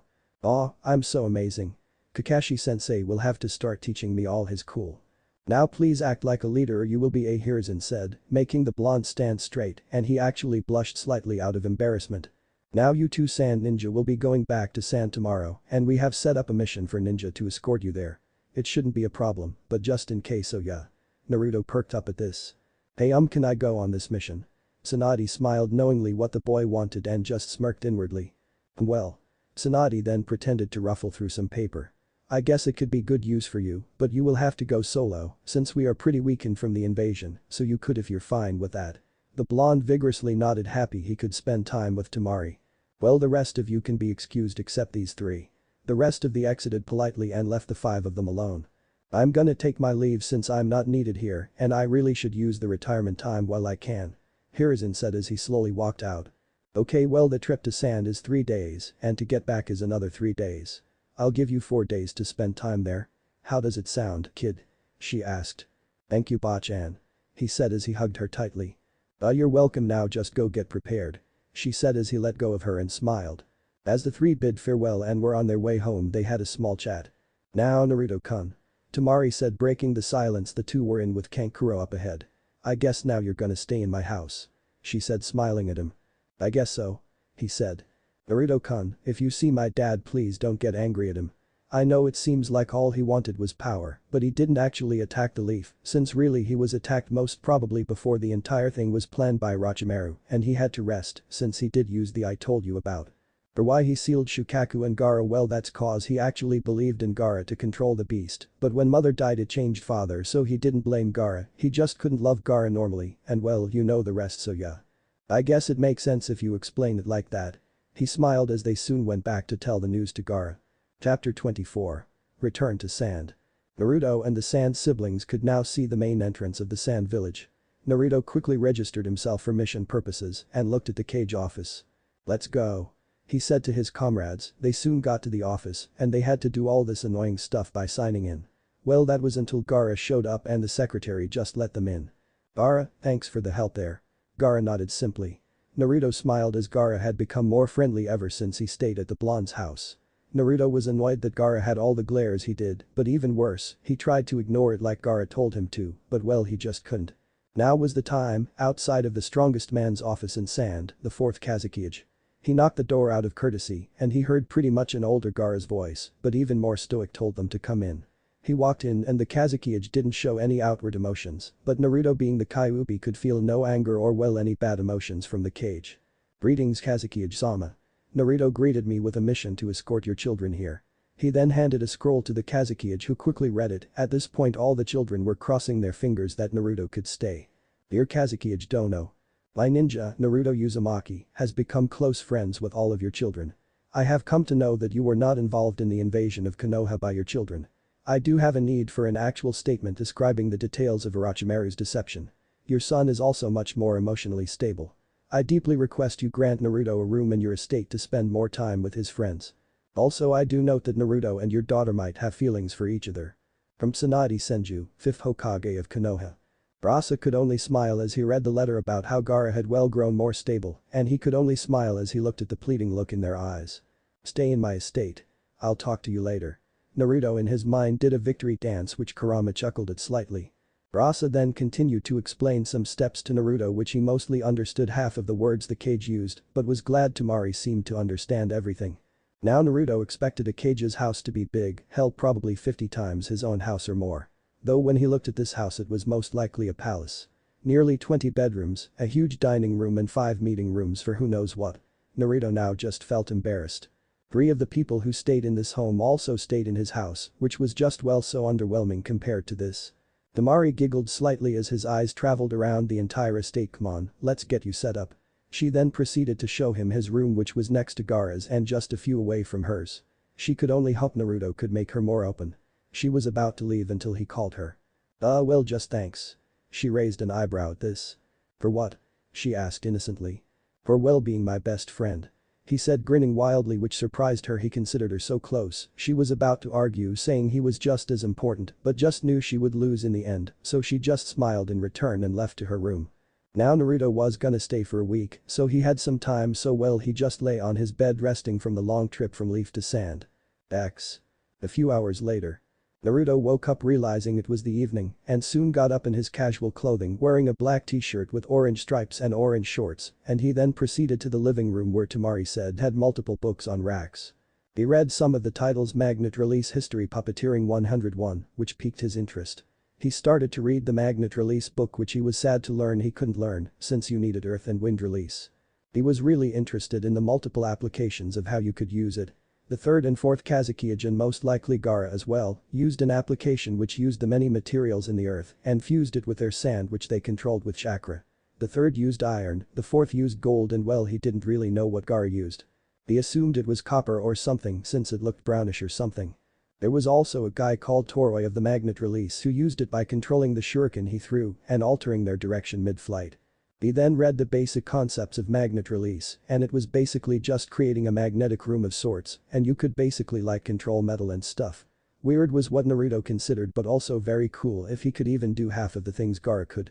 He was just halfway through reading the part on Shukaku and how it was the originator of the sand application of magnet release until the book got pulled out of his hand by the one and only fourth Kazekage using his infamous golden sand. How much did you read? Rasa asked harshly. Until the part about Shukaku and the sand Kazuki-sama. Naruto responded in an honest tone, but you could see in his eyes he was definitely afraid. Now anything regarding you find in this room about magnet release is classified. I could easily kill you for reading it, but I guess no one informed you. If I find you reading it again I will end your life. Rasa then continued on walking home. The time now was around night and he didn't feel too tired. Tamari did show him the training room, so why not train, and plus he had a few new ideas for. The next day. Naruto woke up in his bed and got up and stretched from the training he did yesterday. Still not finished but that's for another time, he got up and went to the dining room where he saw a servant cooking food for the Sabaku family. He didn't see Rasa wondering where the cage was. "Hey Naruto, come on." Kankuro called. "Oh, what is this?" Naruto asked as he tried to pick up a floppy circular-like disc thing which he placed on his plate. "It's called a pancake." Tamari said as she placed a type of syrup on his stack of pancakes which he raised an eyebrow to sweet syrup. She replied at his questioning look. He slowly took his first bite and took another and soon devoured the entire plate and quickly asked for seconds which the chef gladly gave. This was how he expected his stay in Sand to be, him spending time with his friends and yeah. How wrong he was. Chapter 25. The Madness of Uchiha's. Uchiha Compound. Sasuke Uchiha, the elite of Konoha, was now training as he wondered about life. What part of life do you ask? Well, his best friend and enemy Naruto Uzumaki. Why? He asked himself why, he asked himself again and continued to do so, wondering why Naruto was stronger than him. He trained and trained, unlike many would think so, but he could only walk a step while Naruto walked a mile. He started at the top and now he was at the bottom while his blonde friend was at the top. Ever since his loss at the exams preliminaries he wondered why, but he couldn't find an answer. He used his Sharingan to copy and air rank the Chidori. He wondered about the seal on his neck, when he used it accidentally, when his anger rose he felt stronger, better and good. He wondered if he could have more power, so he had been searching for ways to contact the man he heard gave him this power, the snake himself, Orochimaru. He never found any leads, which infuriated him until today. That is when he suddenly felt wire wrap around him, binding him against a tree. He quickly tried to break it but couldn't do anything. Four shinobi dropped in front of him from the trees, smirking at him. He smirked inwardly as he saw the sound insignia on their headbands. "What do you want?" he asked in mock anger, which cost him a fist to the stomach, knocking the air out of his chest. He glared at the one who hit him, who was a brown-skinned man with black hair and had arachnid feelings for him. He then looked at the others and saw a man with white hair and two heads, which made him wonder how that happened. A red-haired woman with a weird cap on her head. The last was an orange-haired man who was most likely the muscle of the team. They all also wore a beige-colored sleeveless tunic with a pair black pants and a purple rope-like belt tied in an inverted bow around their waist. "We come from Orochimaru-sama and we have an offer." The white-haired one responded, "If you want power, come with us at midnight on the west side of Konoha." Sasuke activated his curse mark, trying to break his restrictions to grab the brown-haired one, but was quickly punched by the white one, who also activated his curse mark considering the offer. He said before leaving, with all the others following quickly. He then deactivated his curse mark and let his smirk come out in full force as he started laughing maniacally. Back in Sand. Gaara and his siblings entered the training room. Naruto was in to see some sand floating before it dropped, which raised an eyebrow from the siblings. Naruto, already looking in their direction as they entered, smiled at them and called them over. "What are you guys doing?" he asked as they got close to him.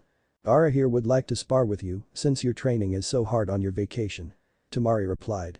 "Oh, that would be fun, but isn't your father back? Shouldn't you be with him?" They all shot him a look as if he was crazy. "Okay, fine. Let's go, Gaara," Naruto said as he jumped back and got into a fighting stance, to which Gaara didn't move, which made Naruto frown. "Don't you have a fighting stance?" Naruto asked. "I've never needed a stance," Gaara responded.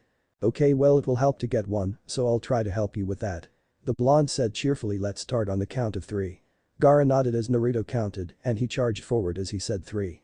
Gaara's sand quickly attacked the blonde, who ducked under the stream of sand which went right over his head, and he then tried to punch Gaara, but the sand blocked it, and surprising Gaara, the blonde grabbed the sand and suddenly it dispersed, giving the of the strongest tailed beast to kick the Kazukiya's son right in the chest, making him sail in the air. The sand then caught Gaara in the air. Gaara then sent it at the blonde, who backflipped and started doing hand signs and slammed his hand on the ground and summoned a small toad which spat oil, while Naruto did more hand signs and shot a ball of fire at the stream of oil the toad shot. The toad then dispelled as the stream of fire struck the sand, which made a hole in the middle to avoid the fire, changing it into glass. Gaara then dodged a fire and brought his hand back to avoid a punch from Naruto to his right. He then punched the blind to his surprise and changed into a puff of smoke, and he got hit from the bottom by a fire chakra coated fist from Naruto. Gaara fell flat on his back and Naruto walked up and stuck his hand out for his fellow to get up. Gaara got up and dusted himself off. "Did I know what you did with that sand dispersal move?" Gaara asked politely. "Oh well, I just supercharged my hand with wind chakra and it made a huge burst in your sand dispersing it. I learned it from a new project I'm working on."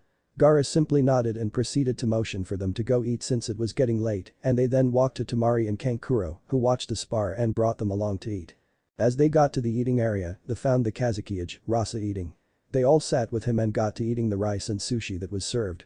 Naruto being the outgoing person, he was trying to start up a conversation, so Rasa-san, did the leaf ask anything of me? Rasa simply shook his head, to which the blonde mumbled "Okay" to himself. "So how was work?" he asked, which made the Kazekage look at him straight in the eye, which made the blonde gulp.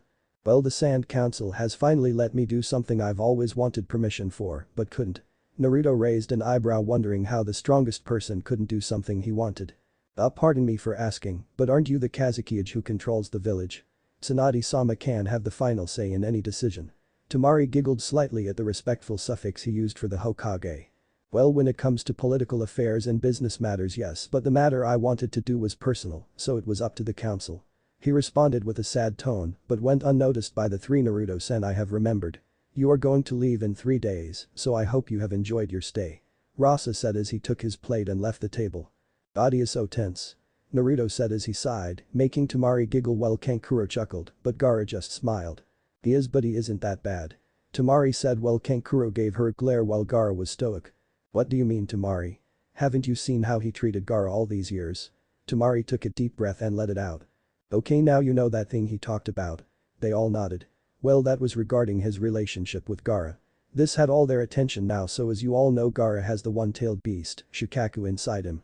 Shukaku has been described from human interactions with the beast as more of a child that wants attention and wants freedom more than anything, from what I've gathered. Now it's a big lunatic though whenever it goes on rampages, because its way of having fun is killing humans. Tailed beasts in general kill humans for no reason. Naruto frowned slightly, but it disappeared as sudden as it appeared. "Now you two don't know this." She paused as she pointed at her brothers, "But Dad loves Gaara. I am a year older than you, Kankuro, and 2 years older than you, Gaara, so I know what a father is like, and he loves all his children. When Gaara was 2 years old, I could remember father feeding him and doing all the things a loving father would do until the incident," she said grimly while looking at her youngest brother, who was tearing up but still had his stoic face on. When Gaara turned 3, there was an incident where Shukaku sort of got control and released itself on the village and caused it until father stopped it and defeated the beast with the help of the shinobi of the village. It didn't come with a cost, however, as nearly thousands of civilians died from the beast's rampage. Now after the incident, she started to choke up at this point while Naruto rubbed her back soothingly, hoping it would calm her down, which it did. "Thank you, now where was I? Oh, right, after the incident. So after that there was a council meeting regarding Gaara and it was decided that you would be killed. However, it wasn't that easy since your sand always protected you so you couldn't die. Father was banned from ever speaking to you other than the necessities, and nearly every 3 months there was an assassin and they took you away from us and you lived with Uncle Yashimaru. The rest is history." Gaara was now full out bawling his eyes out for the first time in his life for joy. He was happy, happier than he ever had been. His father loved him, his brother and sister loved him. He had friends in Konoha, including his best friend Naruto Uzumaki. Everything clicked and Gaara just cried happily. The people in the room smiled, as well as a certain leader of a village who wiped away a few tears while walking away unnoticed. In Konoha, it was night and here was Sasuke face to face with a bawling Sakura begging him to stay, to which he promptly got behind her and knocked her unconscious. He then made his way to where the sound nin were and they all bowed to him and he told them to get up and lead him. He took one last look back at Konoha. "Farewell. Home." He then walked away wiping a few tears and never looking back. The next day in Sand. It was the afternoon and the Sand siblings plus Naruto were relaxing, enjoying each other's company until a worker popped out of nowhere and told them there was a shinobi who told them to get to the Kazekige's office. They quickly got in their shinobi attire and headed out. As they got to the office, they promptly told the assistant why they were there, and here they were in the office of the man Gaara now loved. "Here," Rasa said as he tossed them a scroll each. "It's a mission and hopefully you return home to Naruto-san." They all went wide-eyed at the contents of the scroll. "Are you sure?" Naruto asked loudly, to which Rasa shrugged. "That's what your Hokage sent." Naruto nodded. "Who is the leader?" the blonde asked again. "You, since you're the most familiar with the terrain. Get going." They bid him farewell and headed out with a fuming Naruto. It wasn't unexpected. The blonde was fuming since he found out one of his teammates had abandoned the village they grew up in and swore to protect and was joining the man who crippled the third Hokage. Chapter 26. Fox, Tanuki and the Skeleton. Naruto was angry, no, that was an understatement. He was downright furious at a certain Ichigo. He and the Sand siblings were now rushing towards the borders of the Land of Fire and the Land of Sound. Apparently there was a team sent out to go retrieve Sasuke, including Shikamaru as the leader, Kiba, Choji and basically every male graduating ninja for his year plus Lee, and minus Shino since he was on a mission. Temari had noticed Naruto's anger and she tried to help calm him, but Gaara had told her to leave him be for a while. Gaara in fact was worried for his friends in Konoha since even though he was psychotic he wasn't idiotic, so he did know how strong the Sound Ninja were, and they were definitely stronger than a few genin and. As they were jumping through the trees, they spotted Choji lying on the ground with blood on his shirt. Naruto quickly ran to his friend once he spotted the Akimichi and checked his wounds. Temari, do you know if his wounds are severe? The blonde asked while Temari flinched slightly when he dropped the affectionate. She quickly checked Choji over and found he wasn't too serious so they could continue on, but they should just shoot a flare first. Naruto quickly shot a flare using a low-level fire. Temari taught him in situations like this. Let's go. He said reluctantly before jumping ahead, to which they followed in suit. They continued on and soon found another member of the team who was Niji. This time the injuries were severe and Temari used her medical kit to patch him up as best she could. They then shot another flare and moved on. This time they met up with Shikamaru facing a female with red hair who didn't look human at all, as well as 3 gigantic weird monstrosities. We were here to back you up. Kankuro said as the backup team arrived. Finally now it won't be so troublesome. Shikamaru stated. Where are the others? Naruto asked concerned. Some other guy took Sasuke who is apparently in a big barrel, you'll know it when you see it. Lee went after him and Kiba. Well, he fell there with another guy. This one uses summonings and that involves sound. Shikamaru said as he pointed in the direction of a ravine. They all have unique marks that let them transform into that and they are at least strong. Temari visibly wasn't worried, but she was slightly scared they had to fight at least 3 more level ninja. Kankuro. Naruto called in a serious tone like a team leader. Could you help Kiba, Temari?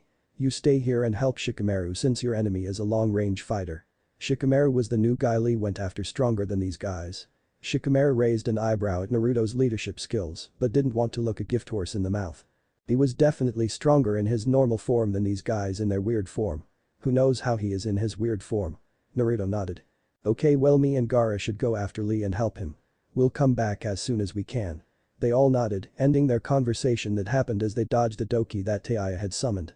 Temari stayed, Kankuro went down the ravine, and the two went for Lee, with Naruto using a surprise shunshin to get behind the Sound Nin and Gaara, just running straight through the doki. The doki rushed to attack in their eyes the foolish enemy, but as they attacked him, sand defended and spikes protruded out of the sand, making the doki back off as Gaara ran straight to Naruto, who already was running after Lee. And so the individual matches started. A few minutes earlier. Lee is now facing the man who was carrying Sasuke in a barrel that was on his back. Hello my worthy adversary. I hope we can fan our flames of youth in a battle of wits. Lee exclaimed. Kimimaro for himself tried to run past the Taijutsu master who took off his weights and forced Kimimaro to stay. Lee charged Kimimaro who grew a bone out of his arm, which made the Taijutsu apprentice slow down slightly in surprise, but he continued his charge and started fighting the Kagaya clan member. Lee smashed his leg on the right side of Kimimaro's body, which the latter defended with his bone dagger, and quickly slashed at Lee with it, but the spandex-wearing Nin moved his head to the side, letting the dagger nick him slightly on his cheek, but he quickly attacked back, punching Kimimaro in the side, and he smirked slightly, since there was no way Kimimaro could defend. And then a bunch of bones grew out of Kimimaro from every spot of his body, injuring the fist that came in contact with the bones, forcing his attacker to back off. You have the most spending ability, could you please tell me? Lee asked, honestly curious, Kimimaro seeing no harm in telling a foe who was going to die what his powers were, and even if the spandex fled, he would still die in the end. My powers are the bloodline of the Kagaya clan called the Dead Bone Pulse, which increases the calcium I have in my body exponentially, and I can physically control the bones in my body. The bones protruding out of his body then went in to prove his point. I can do anything with bones that I can think of. I can make any weapon I want that is bone. All my bones are stronger than most steel because of my bloodline. Kimimaro then proceeded to create a bow made of bone and started to create an arrow. Lee, not liking where this was going, pushed forward to attack, but it was too late as Kimimaro shot the arrow, and it seemed like time stopped and Lee could see the arrow coming closer, and if it hit, it would mean the end of him in this battle, and he would certainly die. He tried to dodge, but he couldn't and all hope seemed lost until an explosion came from the barrel on Kamimuro's back, slightly shifting the arrow to the side and only scraping the skin off his side, which was painful in its own right but was not a battle ending. As the smoke cleared, Sasuke Uchiha was standing there with an ominous amount of purple chakra surrounding him before it disappeared, seemingly going into him. "Sasuke-san, it is I, Rock Lee, and I have come to retrieve you to Konoha." Sasuke in turn chuckled and started laughing maniacally before he bolted off. "It seems I just have to stall." Kamimuro started out loud. Lee tried to chase after the mad Uchiha, but he felt a taste of his own medicine as Kamimuro stopped him deftly. "I guess I have to best you first, my worthy adversary." Lee then concentrated his chakra and proceeded to open the first two gates, and Kamimuro felt a sudden surge of chakra in Lee and backed up slightly in surprise before he steeled his resolve. Lee then also took out a bottle and drank the whole thing. Kamimuro was now slightly worried, wondering what that elixir was. Until Lee started showing symptoms of a drunk. Kamimuro walked up slowly and attacked Lee, who promptly did a Matrix-style dodge before he fell to the ground snoring with a bubble coming out of his nose. Kamimuro stabbed where his head was, but he rolled, again he stabbed but rolled, again and again, until he was going to hit the Taijutsu master, but Lee grabbed the edge of the blade and pulled it right out of Kamimuro's hands and smashed it on his leg and broke it in half, making the Sound Nin slightly afraid for the first time in his life ever since he met Orochimaru. Lee then started to fight. Drunkenly. This was awkward for Kamimuro as he didn't know what to do and somehow the attacks were stronger. Probably due to the surge of chakra earlier which forced him to go into curse mark level 1. They continued on a while before Lee suddenly came back to the real world from his drunken state and wondered what had happened. He didn't do anything but he was undrunk. Shouldn't he have stayed drunk for a while? Lee now had to back off and he was about to do his last resort move, opening the fifth gate. He remembered the pain he felt after he did this, but what use was there to if he didn't use it, and plus he was going to die either way. Just as he was about to go up a notch, he felt a hand on his shoulder and turned to see backup. Gaara of the Sand and Naruto Uzumaki, the troublemaker. "Hi Lee, are you okay?" Naruto asked, to which Lee nodded. Kamimuro didn't hesitate in shooting an arrow at the three of them aimed for Gaara, who was standing in the front. The arrow obviously got blocked, but Kamimuro continued firing for a bit that gave them time to talk. "What are his abilities?" Naruto asked again. "He can create bones and stuff, and he is splendidly skilled in Taijutsu, and you should watch out for those bones as they are harder than most metal." Naruto nodded and told Lee to go after Sasuke and handed him a soldier pill, which Lee graciously took and left. Lee's speed and Gaara's sand equaled an easy getaway. "So you sound like a ninja who thinks you can just come and take the Leaf's ninja, eh? Well, not today." Naruto shouted, eyes with a slit and red in color as he called upon Kurama's chakra, growing a cloak of 6 tails. Gaara was slightly surprised as Naruto had told him he couldn't use more than 5 since he might lose control, but he guessed the rage he had in him was focused on the Sound Nin. Naruto then activated his Hiken Fire Fist, which made his cloak turn orange with a hint of red and making him lose 2 tails, making him go to 4 tails with a Hiken enhancement. He then leaped at Kamimuro, surprising the bone user from the speed. Naruto smashed Kamimuro, but bones grew again and Kamimuro retaliated, and Gaara quickly came to the blonde's aid using his sand to block the attack, and he actually grabbed Kamimuro with the sand, which was heating up slightly from his blonde friend's cheat. He used the sand to pin the Kagaya member to the ground for a split second. That split second was enough for the blind to capitalize and smash his entire fist into Kamimuro's chest. This was soon followed by multiple punches from Naruto and Gaara, using his sand to form a condensed fist that was very powerful but small. After a few seconds of pounding, Naruto got off satisfied and started walking to Gaara, but Kamimuro got up and groaned, which made Naruto's eyes widen. "Very strong but not good enough," he said as he got up. Kamimuro's entire suit was destroyed on his upper body, and when Naruto punched him the entire skin was gone, but there was bone that replaced the skin. "How?" Naruto asked, surprised. "I simply kept regenerating the bones from where you attacked." "Gaara, do the big sand thing you told me you were going to do," Naruto whispered as he fell back to Gaara. "Give me a minute. Stall for me and let me focus on it, and I can do it in 10. Naruto nodded and rushed to stall and quickly started getting overpowered slightly as Gaara wasn't there to cover him for his mistakes. It seemed like hours for the blonde, but it was just a few seconds. They continued to fight in Taijutsu until sand started to seep out of the ground and it started to come up. Sand also became like a cloud under him and made him float up, and Gaara was there with him. And now under there was a tsunami of sand that swarmed Kamimuro. It was endless, and it all piled on where Kamimuro was building a sort of pyramid shape with Kamimuro and all of it getting crushed. After a minute the sand stopped moving and everything was done and they floated back to the ground. So he was a member of Orochimaru's gang. Might want to bring him to Konoha-san for Intex. Naruto couldn't finish his bones as large as trees came out of the ground, forcing Gaara to bring both of them into the air, where Kimimaro had popped out of the pyramid at the very tip and was now rushing towards them, or more specifically Naruto.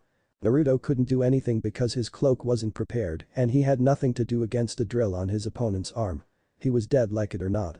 Gaara however had nothing and used all his sand to stop the charging lunatic and it was all futile and it seemed like it was all over until the drill stopped right in front of the blonde's eyes with Kimimaro right in front of him, blood dripping out of the sound in his mouth. Promptly Kimimaro fell to the ground getting impaled by one of his bone trees. Naruto also fell flat on his butt on his sand cloud, gulping a lump in his throat he didn't know he had. It was over. They had beaten the strongest of them all, but did they really? Naruto had basically lost his life and it was out of sheer luck he survived. It was a miracle. Chapter 27. Rematch between rivals. Naruto was rushing towards the direction Lee went off chasing Sasuke. Gaara stayed back at the blonde's insistence because he had no chakra left at all. Naruto for his part was tired as well, but Kurama was pumping him with small amounts to keep him going. The tailed beast wanted to give Naruto more chakra, but Naruto had denied it since if he used too much he might go out of control with rage. He probably could beat Sasuke before this mission easily even if he was tired, but the power that was emanating from Sasuke floating around him before going into him might be too much for the blind in his current state, but he hoped Lee could soften the Uchiha up or better yet beat him. As he reached the area of the two genins fight he found Lee unwrapping his bandages and started to perform primary lotus, but Sasuke had dodged the surprising speed fairly easily. Lee with his bandages still unwrapped had to block a hard right hook from Sasuke, but got his guard broken for Sasuke's incoming kick which hit Lee before Naruto gave his own right hook toward Sasuke and used a shunshin to grab Lee. "Hey Sasuke, I heard some crazy things, mind telling me what you're up to?" Sasuke dusted himself seemingly unharmed from the punch before he chuckled at the blonde. "I see you're here now, give me a better fight than that loser." Pointing towards Lee he grinned in the state the Taijutsu user was panting heavily. "Lee," Naruto whispered, "do you have any kunai ranged weapons?" Lee nodded. "I have a slight amount of kunai and shuriken, but nothing too much." Naruto frowned slightly. "Give me support with those, wish we had some soldier pills." Naruto muttered the last part to himself. "Naruto, you do not believe I would stay back most youthful and let you do everything?" "Lee, who is more youthful, dying so you will never have time to be youthful or being youthful for one action and being able to make up for it through hundreds of more youthful actions?" The cunning grinned as he knew he got Lee to back down. "Planning something? Go ahead, I have all the time in the world," Sasuke said between their conversation in a cocky tone that made Kurama snort. "Sasuke, I'll give you one chance to return to the leaf. Our team can lie and just say you were controlled by the curse mark or some stuff we'll put out our ass." To this Sasuke responded by laughing maniacally in a more amused tone than being a lunatic like some other people. "Whenever I want to come back to the leaf, people will worship me. I bet if I kill you, they would be begging me to come back, sending all their ninja after me. That was the one thing different between us besides the fact that I am an avenger. You lusted for attention while I denied anyone who wanted anything with me." Naruto leaped in anger at Sasuke, losing slightly to the anger that came with Kurama's chakra. "Oh, and remember Sakura." He started again as he backstepped, continuously dodging the enraged blind's attacks. "Always in the academy you always ask for dates, I'm sure that Tamari girl would make an appropriate wife for me." At this point Naruto lost it and roared demonically, getting on all fours. "Shit." Kurama cursed as wondered what he could do. The strongest of tailed beasts watched as Sasuke immediately got on guard from the roar and had to dodge the transparent red chakra claw that swiped at him. Kurama started to process what he could do and really his options were to hope for support and let his host die since the Uchiha still hasn't used the mark on his neck. It could drain Naruto of its chakra, effectively making the blonde unconscious since his chakra reserves were drained and he was only still conscious due to the chakra of a tailed beast going through his chakra coils.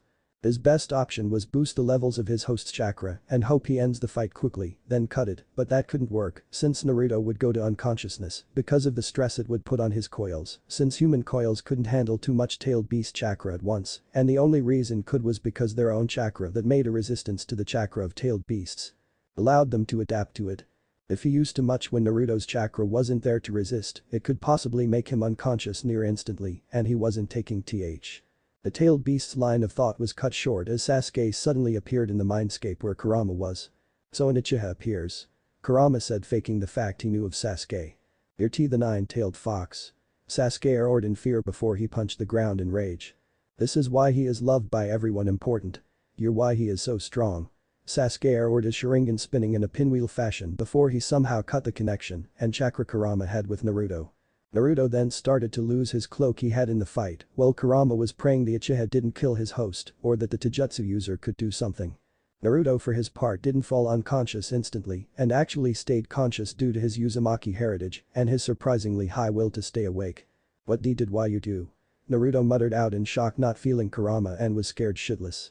"Now I get everything and I pity you less," Sasuke said with rage in his Sharingan eyes which were still spinning. "Where is he?" Naruto roared. "Not sure what I really did," he said smirking, "but I guess you don't like it now, let's fight without that stupid fox."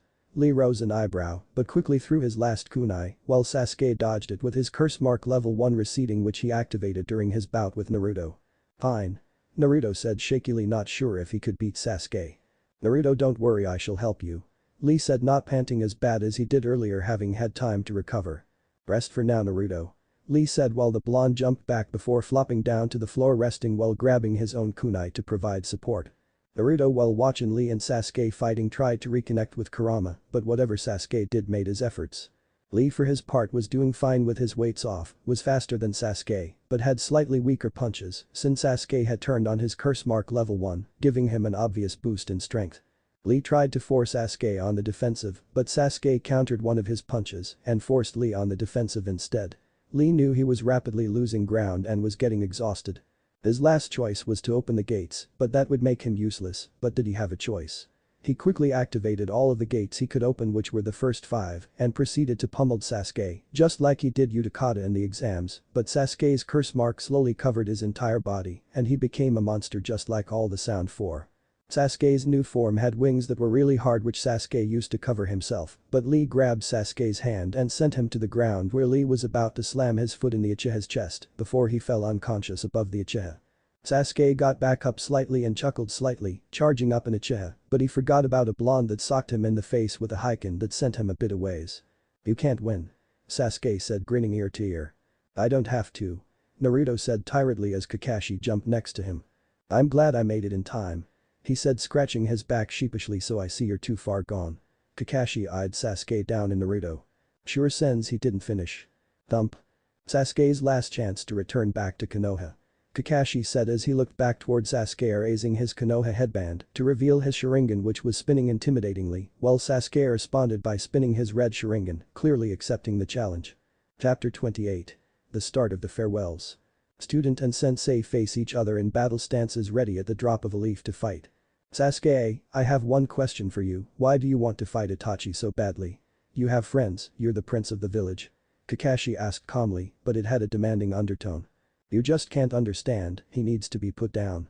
He killed an entire clan. Why does no one care?" Sasuke shouted menacingly, his Sharingan spinning. "You're right, he does need to die, but why don't you not make him your life goal? There's dozens of people in the village who would help you kill Itachi." Sasuke didn't say anything, he just glared at his sensei Sharingan spinning, chuckling slightly until he stopped abruptly. The Uchiha dashed with lightning chakra building up in his arm, making sounds of birds chirping. Kakashi grabbed Naruto, who was next to him, and jumped to Lee, dropping his loyal student towards the Taijutsu apprentice. Sasuke meanwhile was jumping to Naruto and Lee, but Kakashi easily countered by grabbing the Uchiha's wrist that didn't have the Chidori 1000 birds and flipped the Uchiha, who was about to hit the ground, until he used his wings to hit the but that backed off, and it was the same for Sasuke. Kakashi started to do hand signs and ended by bringing up his hand to his mouth and holding his hand in an O shape and blew out a large fireball at Sasuke, who countered with his own, but Kakashi used a quick wind-style great breakthrough to enhance his flame, which overpowered the surprised Uchiha's fireball, and Sasuke had to use his wings to cover himself. The wings ended up getting seared and they slowly burnt. Kakashi however did not relent and came in with a Raikiri lightning blade, which was the advanced version of Chidori, and cleanly cut off Sasuke's right wing, making the boy scream in pain. Kakashi then undid the and punched Sasuke in the stomach and jabbed him multiple times in the face before he ended the combo with a quick kick, sending the Uchiha crashing into the statue of Madara Uchiha. Sasuke now was tired, no in fact he was exhausted and wanted to flop down and just rest, but he couldn't. Slowly his curse mark receded and Sasuke tried to call upon its power, but he was at his limit, his Sharingan turned into his normal onyx-colored eyes and he panted, glaring at his sensei. "Ah!" Sasuke screamed before he got a chop to the neck by Kakashi, who had sunshine behind the boy who had accepted defeat. "I'm sorry Obito, if only I guided him better." Kakashi muttered before slinging Sasuke behind him and jumping to Lee and helping the boy up, and they soon went to the village. Naruto's eyes slowly opened and he saw that he was on Lee's back and could see his teammate slung over his sensei's back and smiled slightly. "Sensei, where's everyone?" he asked. "My ninja hounds told me they were fine, so don't worry," Kakashi replied. "That's nice." Naruto slowly succumbed to unconsciousness. A day later.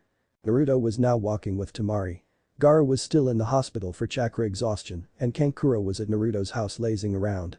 Neji and Choji were in the hospital since they suffered serious injuries and also Lee since he suffered exhaustion, but he probably was out by now since Guy had arrived in the hospital earlier when he and Temari visited Gaara. Shikamaru was in the hospital since he just wanted to laze around and he probably couldn't do that at home since his mom was there. Everyone else was just resting at their homes. Naruto himself had gotten out of the hospital late last night. So here he was going to the council room in the Hokage's tower as the representative of the Leaf Village for the mission and Temari was the representative of the Sand and they were going to be reporting all that had happened to decide the fate of one Sasuke Uchiha. Naruto held Temari's hand as he walked in the Hokage's tower heading for the council room and they released their hands and the blonde opened the doors and they entered a room full of highly respected people bickering to each other like children. Tsunade was the first to see him and slowly everyone else saw him and became silent. "Jonin, Naruto Uzumaki and Chunin, Temari Sabaku. Do you know why you have been summoned here?" Tsunade asked seriously. "We have been summoned here to report all details that we know of on our mission to retrieve Sasuke Uchiha." Naruto replied just as serious, straightening his posture. "Yes now, but could you just tell us all the points you know that involve Sasuke Uchiha in a quick synopsis?" Naruto and Temari nodded. "Hokage-sama, Jonin Naruto knows all the details of the Uchiha that I do and more so he should be one who reports." Temari stated. "That is fine. Now Jonin, report." "Well, from what I have gathered from Chunin, Shikamaru Nara, he has told me that 4 sound shinobi most likely convinced Uchiha to betray the village and join Orochimaru. Midway through the mission we found Sasuke in a container for some reason that Genin, Hyuga Neji informed, had some kind of ominous chakra. Many council members started shouting in disbelief that their Uchiha-sama would betray them. Silence, Naruto said using Kurama's chakra to make his voice more ominous and everyone piped down and Tsunade smiled seeing Naruto control most of the civilian council that interrupted him. "As I was saying, midway through the mission there was one more sound ninja who took the container from one of the other sound ninja whom another member of our team chased and that member was Genin, Rock Lee. Who informed me that midway in his fight with the new ninja, there was an explosion and from the container that Sasuke was in and there was some smoke and once the smoke was gone, there was the Uchiha there and Rock Lee tried to call to him to come back but Uchiha ran towards the borders of the land of sound." He paused to let the information sink in and some were still doubtful but most were accepting but didn't like it. "All that happened next was me and Gaara Sabaku, my teammate, fighting the member that Lee was fighting against and we barely defeated him and Gaara was too exhausted so I went on to help Lee who ran after Sasuke and I found Lee exhausted so I sub-bed in for him but I was too exhausted to fight so I ended up losing but just in time for Jonin, Kakashi Haddock, to arrive and defeat Sasuke and that was that." Now the council members were whispering into each other while Tsunade observed them. "Well, I assume it's safe to say Sasuke is guilty." Many nodded while a few civilian members just huffed like children so she continued, "We shall put him in prison and use him to reproduce the Uchiha clan." Naruto flinched hearing what Sasuke was going to be used for, but Tsunade got up and turned to leave until Danzo spoke up. "Well, I do not disagree with your facts, Tsunade, your choice is not wise," he said and she turned to sit in her seat at the head of the table and sighed. "Well then what is the best choice for Elder Danzo?" she asked. "If we lock him up, most of the civilians are going to go into an uproar. They treated him as a prince, if their prince is imprisoned they will go into outrage. Even if we give them the facts they just won't listen to reason. Look at the civilian council, even some of them are in outrage and they are supposed to be the most knowledgeable of all civilians." He gestured to all the civilian members in the room that were arguing, but they piped down at blatantly being embarrassed. "I guess you are right, but if we just let a shinobi who broke the laws run free, it would set a bad example," Tsunade pointed out. "Well, keep it under the rugs," he said as if it was common sense. "Danzo-san, how could we possibly keep this under the rugs? Could Sasuke himself try to tell people himself?" Choza asked. "Well, how many people know of the mission?" "Excluding all the members of the Leaf team and Sand team as well as Kakashi, then there would be the 2 keeping guard of him and the Kazekage and maybe some other who might have seen him," Tsunade replied giving all her knowledge. "Then it is even more simple, all members of the council will keep this a secret and it will be an A-rank secret since it involves village reputation, security and shinobi morale, so we just tell the Uchiha to keep quiet or die if we get wind of him doing anything." Keep the two who were guarding him or some other trustworthy to keep an eye on him and just keep him under their watch. Tsunade and most of the clan heads understood but just didn't feel right keeping things under the rug. I guess this is a fine option, but does anyone have any other suggestions? The Hokage asked. Well, if I have all my facts right, we could just say he was under influence of the curse mark, which he very likely could have. A chubby-looking civilian member stated smugly, and many other civilian members did join in as well. From the report we have received by our two representatives, it is highly unlikely that Sasuke was under influence, and if you still don't believe it, I can have Inoichi interrogate him. Inoichi nodded his head, accepting his job, and this hushed everyone from any more suggestions. Well, I will give you all a week before I will finalize this, so if anyone has any more suggestions just come to the Hokage's office. Dismissed. She then walked away, motioning for Naruto and Temari to follow along, which they did. As soon as they were out, the two blondes instantly held each other's hands, as it just felt right to them. That was very nice of you two. She said calmly, and they smiled. Now do you know why I chose you two to be the representatives?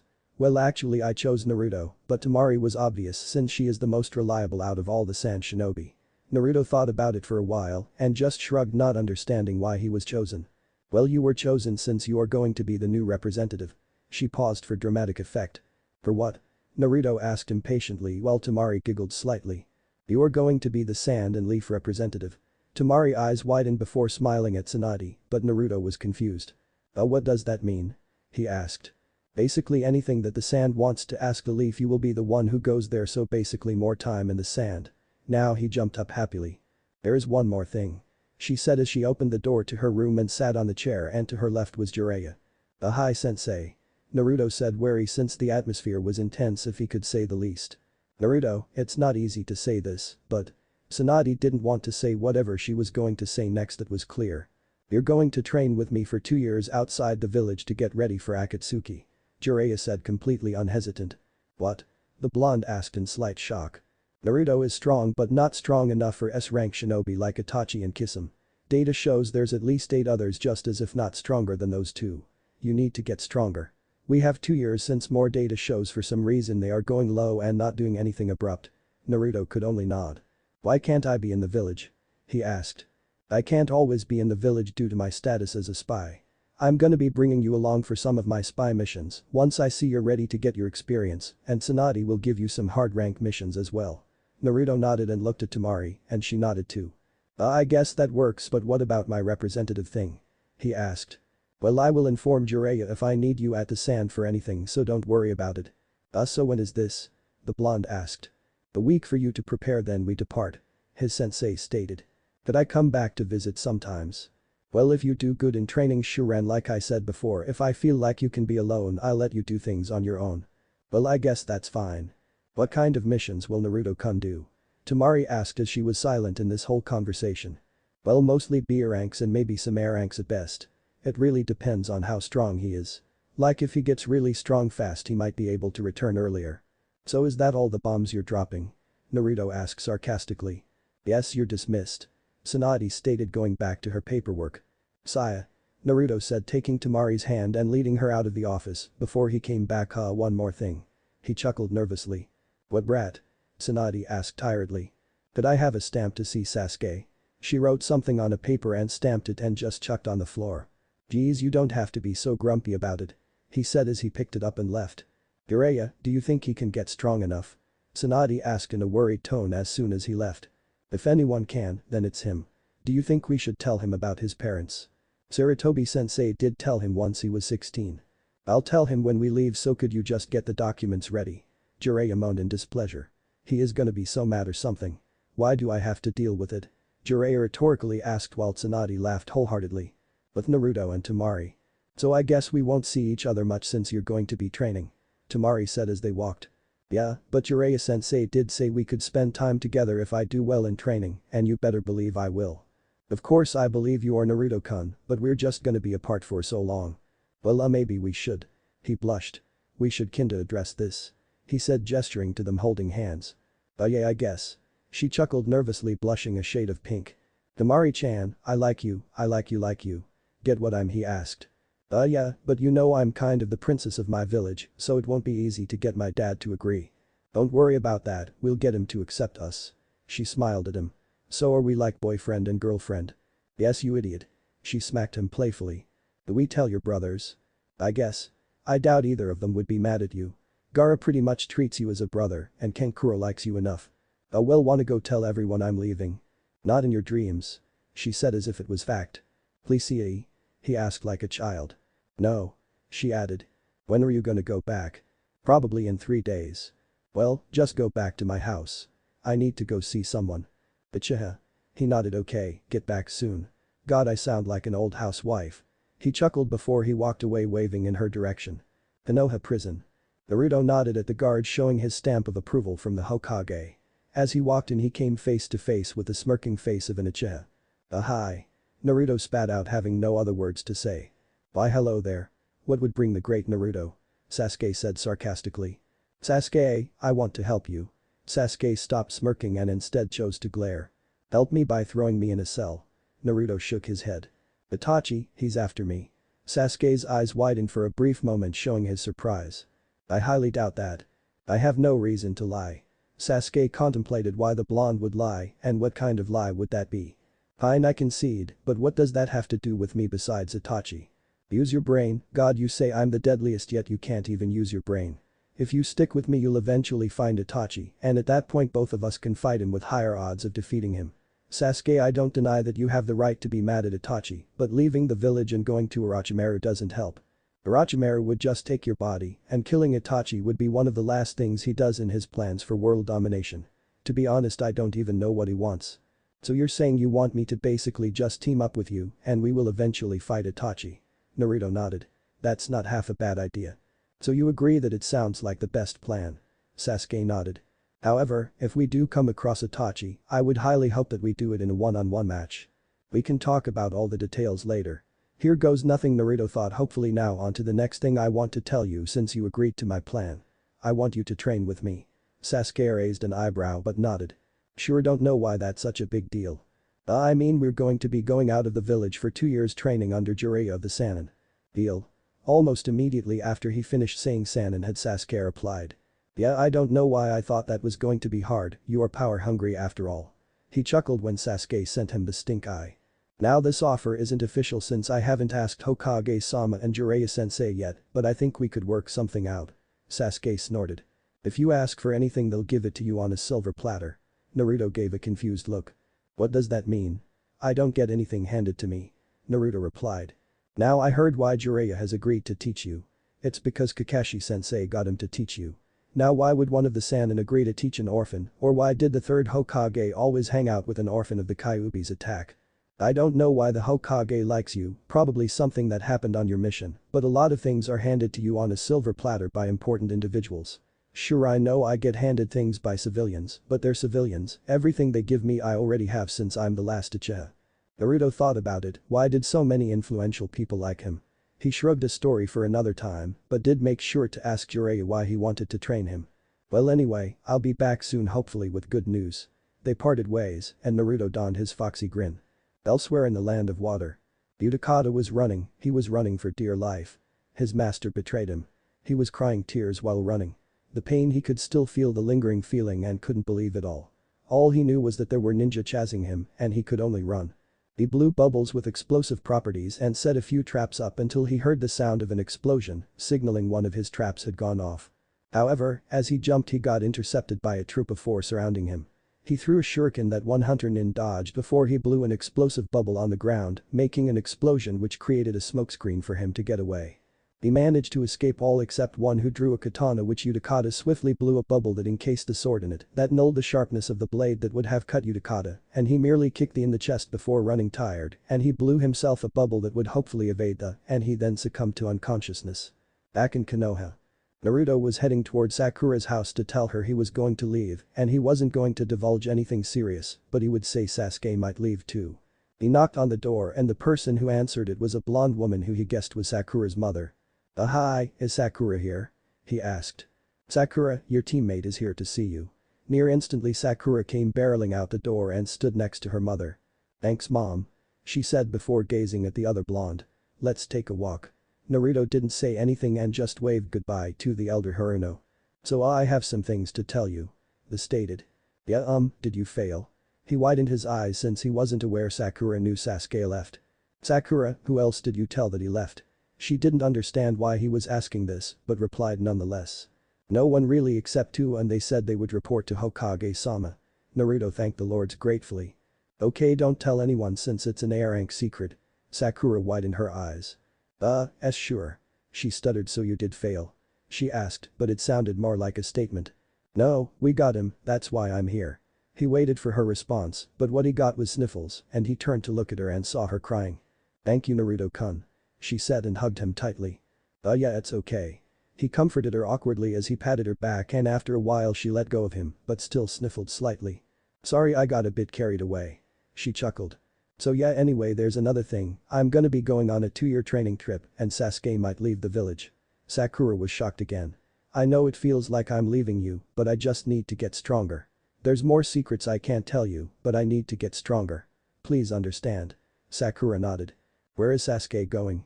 Naruto contemplated telling her the truth. He is going training in a secret place, even though I don't know where. Sakura nodded, and Naruto felt a pang of guilt at lying to Sakura since she deserved the truth. Well, that's all I wanted to tell you, so I guess Naruto disappeared in a shunshin, and she smiled. Chapter 29. Time and the Leaf. Naruto walked down the street. He didn't get many glasses, if not even any, for any civilians who even had a shinobi in their family, since most shinobi knew he saved the leaf from the Shukaku. Naruto liked having people actually smile at him. The Jinchuriki's like definitely was getting better, but now he was going to a training ground to meet Kakashi-sensei. The blonde enjoyed this time of the year since it was spring and wasn't too cold or too hot, which he very much liked. He couldn't believe it had been only 5 months ago that he had started this wild journey of his as a ninja.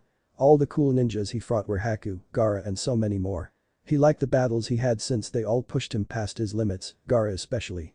The best part of his time as a ninja had to be his friends. He would lie, but he couldn't imagine life anymore without a single friend. He just didn't understand how he didn't kill himself in his earlier days. He did have the Sandaime and the Ichirakus, but he rarely got to meet them. He then thought about his classmates. He really liked all of them, but it felt a little sting since when he started getting good as a ninja people started liking him, even though beforehand no one would bat an eye. He was broken from his musings as he found himself facing his sensei. Yo.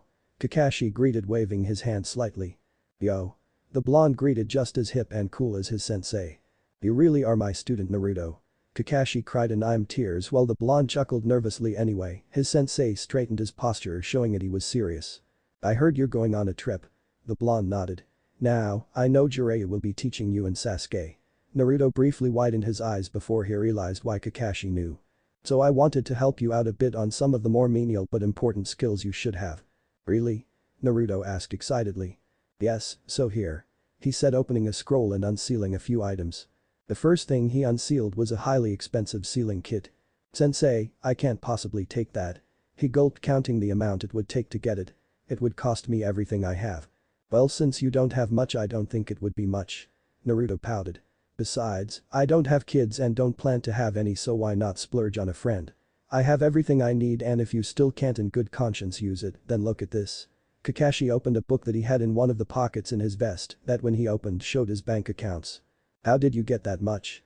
Naruto widened his eyes. S-rank missions, a lot of S-rank missions. Well, I guess I could take it. Kakashi then unsealed the next item, which was a scroll. What's this? Naruto picked up the scroll, ready to unfurl it before Kakashi stopped him. Don't open it yet, open it after you start your trip when Jiraiya tells you. Naruto nodded suspiciously. Kakashi unsealed the final and last item, being a sword. It was just a plain sword. Red. What is this? Naruto asked, reaching for the sword before he felt a sensation ripple through his arms before it stopped just as abruptly as it appeared, and he fell to the ground panting for air. You really need to work on your patience. Naruto glared at him as he got up. That, my friend, is a special sword. Once you show Jiraiya, he should know what it is. Again, like the scroll, he will tell you what it is. Can you at least tell me what that pain was? Oh, that pain was the sword bonding itself to you. Naruto adopted a confused look. Basically, that sword will only work if you hold it, and if someone else uses it, the sword will attack the person. Trust me when I say don't let anyone touch it. How do I get rid of it? Naruto asked, half understanding what his teacher told him. You can just push a bunch of chakra, and if you pushed in enough it'll just jump out your hand, but you probably don't have enough yet on your own, but if you use the Kyuubi's chakra it could probably work. Naruto nodded. So what do I do with my other sword? Kakashi shrugged. You could dual wield. Kakashi suggested before he immediately regretted it as there was a certain twinkle in his students' eyes before they turned into full-fledged stars comically. That would be insanely cool. Naruto exclaimed, could you imagine me just being like a badass slicing one with my left and another with my right? A thought popped into the boy's head. I could even use my shadow clones to dual wield. Well, whatever you do with it is your choice, but yay, that's all I got. I feel that this is a bit much. What would Sasuke get that compares to this? Don't worry, I got things for him too, I am after all the best sensei. Kakashi stated while he gave Naruto a eye smile. Yeah, well thanks, and I'm gonna go say goodbye to my friends, tomorrow is the last day I'm here before I go, so yeah. Naruto ran off with the scroll he sealed all his gifts in. He really is a mixture of those two in the best possible way. Kakashi smiled before turning around to the monument of people who gave their life for Konoha. He's a lot like you too, Obito, but I had to get rid of the nonsense that comes with a personality like Obito Uchiha. Now how do I get in touch with Sasuke? Naruto rose from bed sad but happy since this was the last day for him in Konoha for a while. His friends from Sand weren't staying with him and were staying in an inn which they had insisted on. Naruto slowly made breakfast before a knock on the door was heard and he opened said door to reveal Anbu. So I go to the office? He asked while the nodded and Naruto could feel the guy smirking behind his mask. I'll be there soon. The disappeared in a shunshin leaving Naruto to get ready and once he was ready, he quickly sunshined to the Hokage's office as well, clearly surprising Shizune who was cleaning Tsunade's office at the time. Hi Naruto-kun, Tsunade-sama is out for a bit but she should be back in a few minutes. Sure, that's fine. Naruto took a glance at the room that was slightly dirty. Never peg Bachan for a dirty person, I would think a medic would very much appreciate cleanliness. Tsunade-sama has always been a bit messy, but no one usually sees it since most of the time in the morning and night everyone is just waking up or just sleeping, so that's the time when it's most dirty.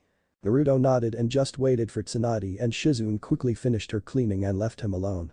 He waited and she came in a while. Hi brat. She greeted. Bachan he greeted while her eye twitched. Let's get down to business and talk about the Akatsuki. Naruto nodded. Well, first of all we found out that Orochimaru used to be in the Akatsuki and there is also an ally in the Akatsuki. Naruto wondered who it could be. Now before I tell you who he is I want to inform you that no one shall hear of this. Only reason I'm telling you is because I doubt you would tell anyone if they physically hurt you or even mentally since you've got a pretty strong will and if there was someone who could enter your mind they would easily be shut down since the Kyuubi is there. Naruto nodded slowly since he was unsure if he could handle that but Kurama told him that it'd be fine. Okay, so the ally is Itachi Uchiha, Naruto just widened his eyes. That's bullshit. Language, but yes I know it's hard to wrap around the idea but calm down and listen. Naruto took deep breaths and felt calmer and motioned for her to continue. Okay, so listen carefully since I'm not gonna repeat the story again. When the Kyuubi attacked 13 years ago many suspected that the Uchihas might have had a hand in the attack since quite a number of our ninjas swore that they saw the Sharingan in place for the Kyuubi's eyes. Now this led to a lot of distrust of civilians against the clan and they basically became ostracized in the village. A few years later they planned a coup and 2 people informed us about the coup but there was no clear proof besides the words of those who informed us. Eventually it became more obvious that the Uchiha were going to attack us so we, being the elders of the village, chose to use Itachi Uchiha as a noble soldier of the leaf to annihilate his entire family in exchange for us to keep Sasuke alive. Naruto's brain shattered and he did what any genin could have done, he flopped down on the floor with a thump as he lay unconscious. Should have told him slower. Tsunade sighed. Chapter 30. Departure. Naruto walked and walked after telling Tsunade to give him some air to take in all she told him. He was walking to where he didn't know, but he did know his entire thought process of the village was turned upside down. He wondered just how could a village so peaceful do that to a man no less one of their most loyal shinobi. Itachi was a man Naruto hated, but now, he didn't know what to think. For once in his life Naruto didn't know what to feel or do or anything. Naruto Kurama called but got no response. Naruto. The fox roared and Naruto nearly tripped himself in surprise. What do you want, Kurama? Naruto asked but he knew the answer. Snap out of it, I know you think your thought process is destroyed, but this is what our world is. If I could describe this world in one word I would agree, you know why. Because none of you humans ever care at all. If you think Itachi's bad then remember how they treated you earlier in your life. The fox paused letting his words sink in for a few moments. Now just think about that happening to 8 other people. Naruto winces at the thought of having anyone go through the glares and pain of loneliness. Konoha is probably the nicest out of the bunch, so you got lucky, the other villages are probably worse, so just get over it. I get it, but it's just that, if that's what they do to their most loyal shinobi, then what about anyone else? It's just wrong. Naruto roared. Never said it was right, just said you had to deal with it. Naruto, I'll be honest with you, you're one of the few humans in years I've actually liked enough to talk with. I'm sure that one day when you die I'm gonna be sealed again and there's nothing I can do. Just understand that this is our world and just live with it. Naruto sat down on a bench and closed his eyes to enter his mindscape to face Kurama instead of doing everything mentally up to this point. Kurama, is it not possible for everyone to live happily? Naruto asked. It's possible, but I doubt it would ever happen. Naruto, to make everyone happy you're going to have to unify all the nations first. You would have to find some way to convince all the Kage to forego all their past grudges and just forgive each other, which is near impossible without counting the fact there's no way you can even gather all 5 Kage. No offense, but you're politically powerless, kid. Besides being the of me, there's nothing you can have anyway, and politically. If somehow you do get all the Kage to forgive each other, you have to make all the shinobi under them, or at least a majority of the shinobi under each nation to forgive each other, which is just impossible. I seriously don't know how you would do it. There is also the fact that probably after a few decades someone's gonna do something to upset someone and the entire feud's gonna start again. Just give me some time. Naruto cut off the link and just walked, while Kurama was surprised that he actually cut the link when he had never done it before. Naruto got up, walked to his apartment and just went and laid on his bed, not even acknowledging the Sand siblings in his house, thinking he thought of ways to try and get peace around the world, but he couldn't find a single way, so he just gave up. He didn't think about any of this nonsense and just rested, leaving his problems to his future self. The next day. The day was the day he left, but he needed to do something. He went to talk to the one person who could help him, the Sandaime. He found the old man at the Sarutobi compound after entering through the front gate and finding the clan head's house. So Naruto, what did you come here to talk about with this old man, which is me? Sarutobi asked after pouring a cup of tea for himself and handing his surrogate grandson a cup as well. Digi, please tell me the dark side of the world. Sarutobi's eyebrow rose slightly. I mean, not tell me all the heinous acts of the Leaf Village. Naruto, I do not think you should know of those things at an early age. Sarutobi spoke as he would a Hokage. Digi, tell me everything. I already know about Itachi since Bachan told me and I need to understand everything, please tell me. Sarutobi sighed, knowing the blonde would go elsewhere if he denied the information, so he told many of the acts Konoha had done but not all, and they just there for 2 long hours, with Sarutobi telling the blonde everything from Orochimaru's experiments and also the Hyuga branch seal and others, but he also told reasons why they had to happen, but he knew they were still immoral. So this is just our village. Sarutobi nodded and the blonde took a deep breath. Gigi, thanks for telling me honestly, and I guess I understand, but it's going to take me a while to process all of that. You're welcome, and if you need anything just tell Tsunade and she'll ask me if it's really something only I would know. Naruto nodded, knowing why the Sandaime knew, since if he knew all these secrets, he would know a few more. Well, Saya, I'm going off. Naruto said before running off while Sarutobi used his crutches to get up, but halfway through getting up Naruto came running back in and hugged him goodbye, leaving a smile on the old shinobi's face. Naruto re-established the link with Kurama and apologized just before leaving his house. He wasn't happy about the stuff he learned, but he could deal with it for now. So he ran to the front gate of Konoha and saw Jiraiya there waiting with an angry look on his face, while Tsunade stood next to Shizune with the latter talking to Sakura, and there was also the Sand siblings, but his friends weren't there since he had already said goodbye to them. So I don't really know what to say, but I promise I'll get stronger when I come back and I'll be a super cool ninja ready to be Hokage. He exclaimed cheerfully. I hope I get to see you back soon. I heard from Shizune you might get to come back early. Sakura said with a few tears. Visit Sand sometime on your trip or she might get mad. Kankuro gestured to his girlfriend, finding out a few days earlier. I shall miss you, Naruto Uzumaki, my friend. Gaara said goodbye to his first friend and did an act no knew he could do by hugging the blonde. And last of all, Temari hugged him after Gaara stopped and kissed him on the lips, and Naruto just melted into it. Her lips were soft and tender. He didn't know if she had good lips or all girls' lips were this good, or it was hormones or whatever, he just knew it was amazing and knew he was going to do it again. The kiss did end just as abruptly as it ended, leaving both of them in blushing messes. You be better come to Sand soon. Temari said before averting her gaze. Naruto turned to Tsunade and Shizune. Well, I guess this is Tsunade Bachan and Shizune Ni-chan. I'll see you soon. He said, managing his embarrassment. He then turned to Jiraiya and started walking off with him before turning around and giving one last look to Konoha. Thanks for listening.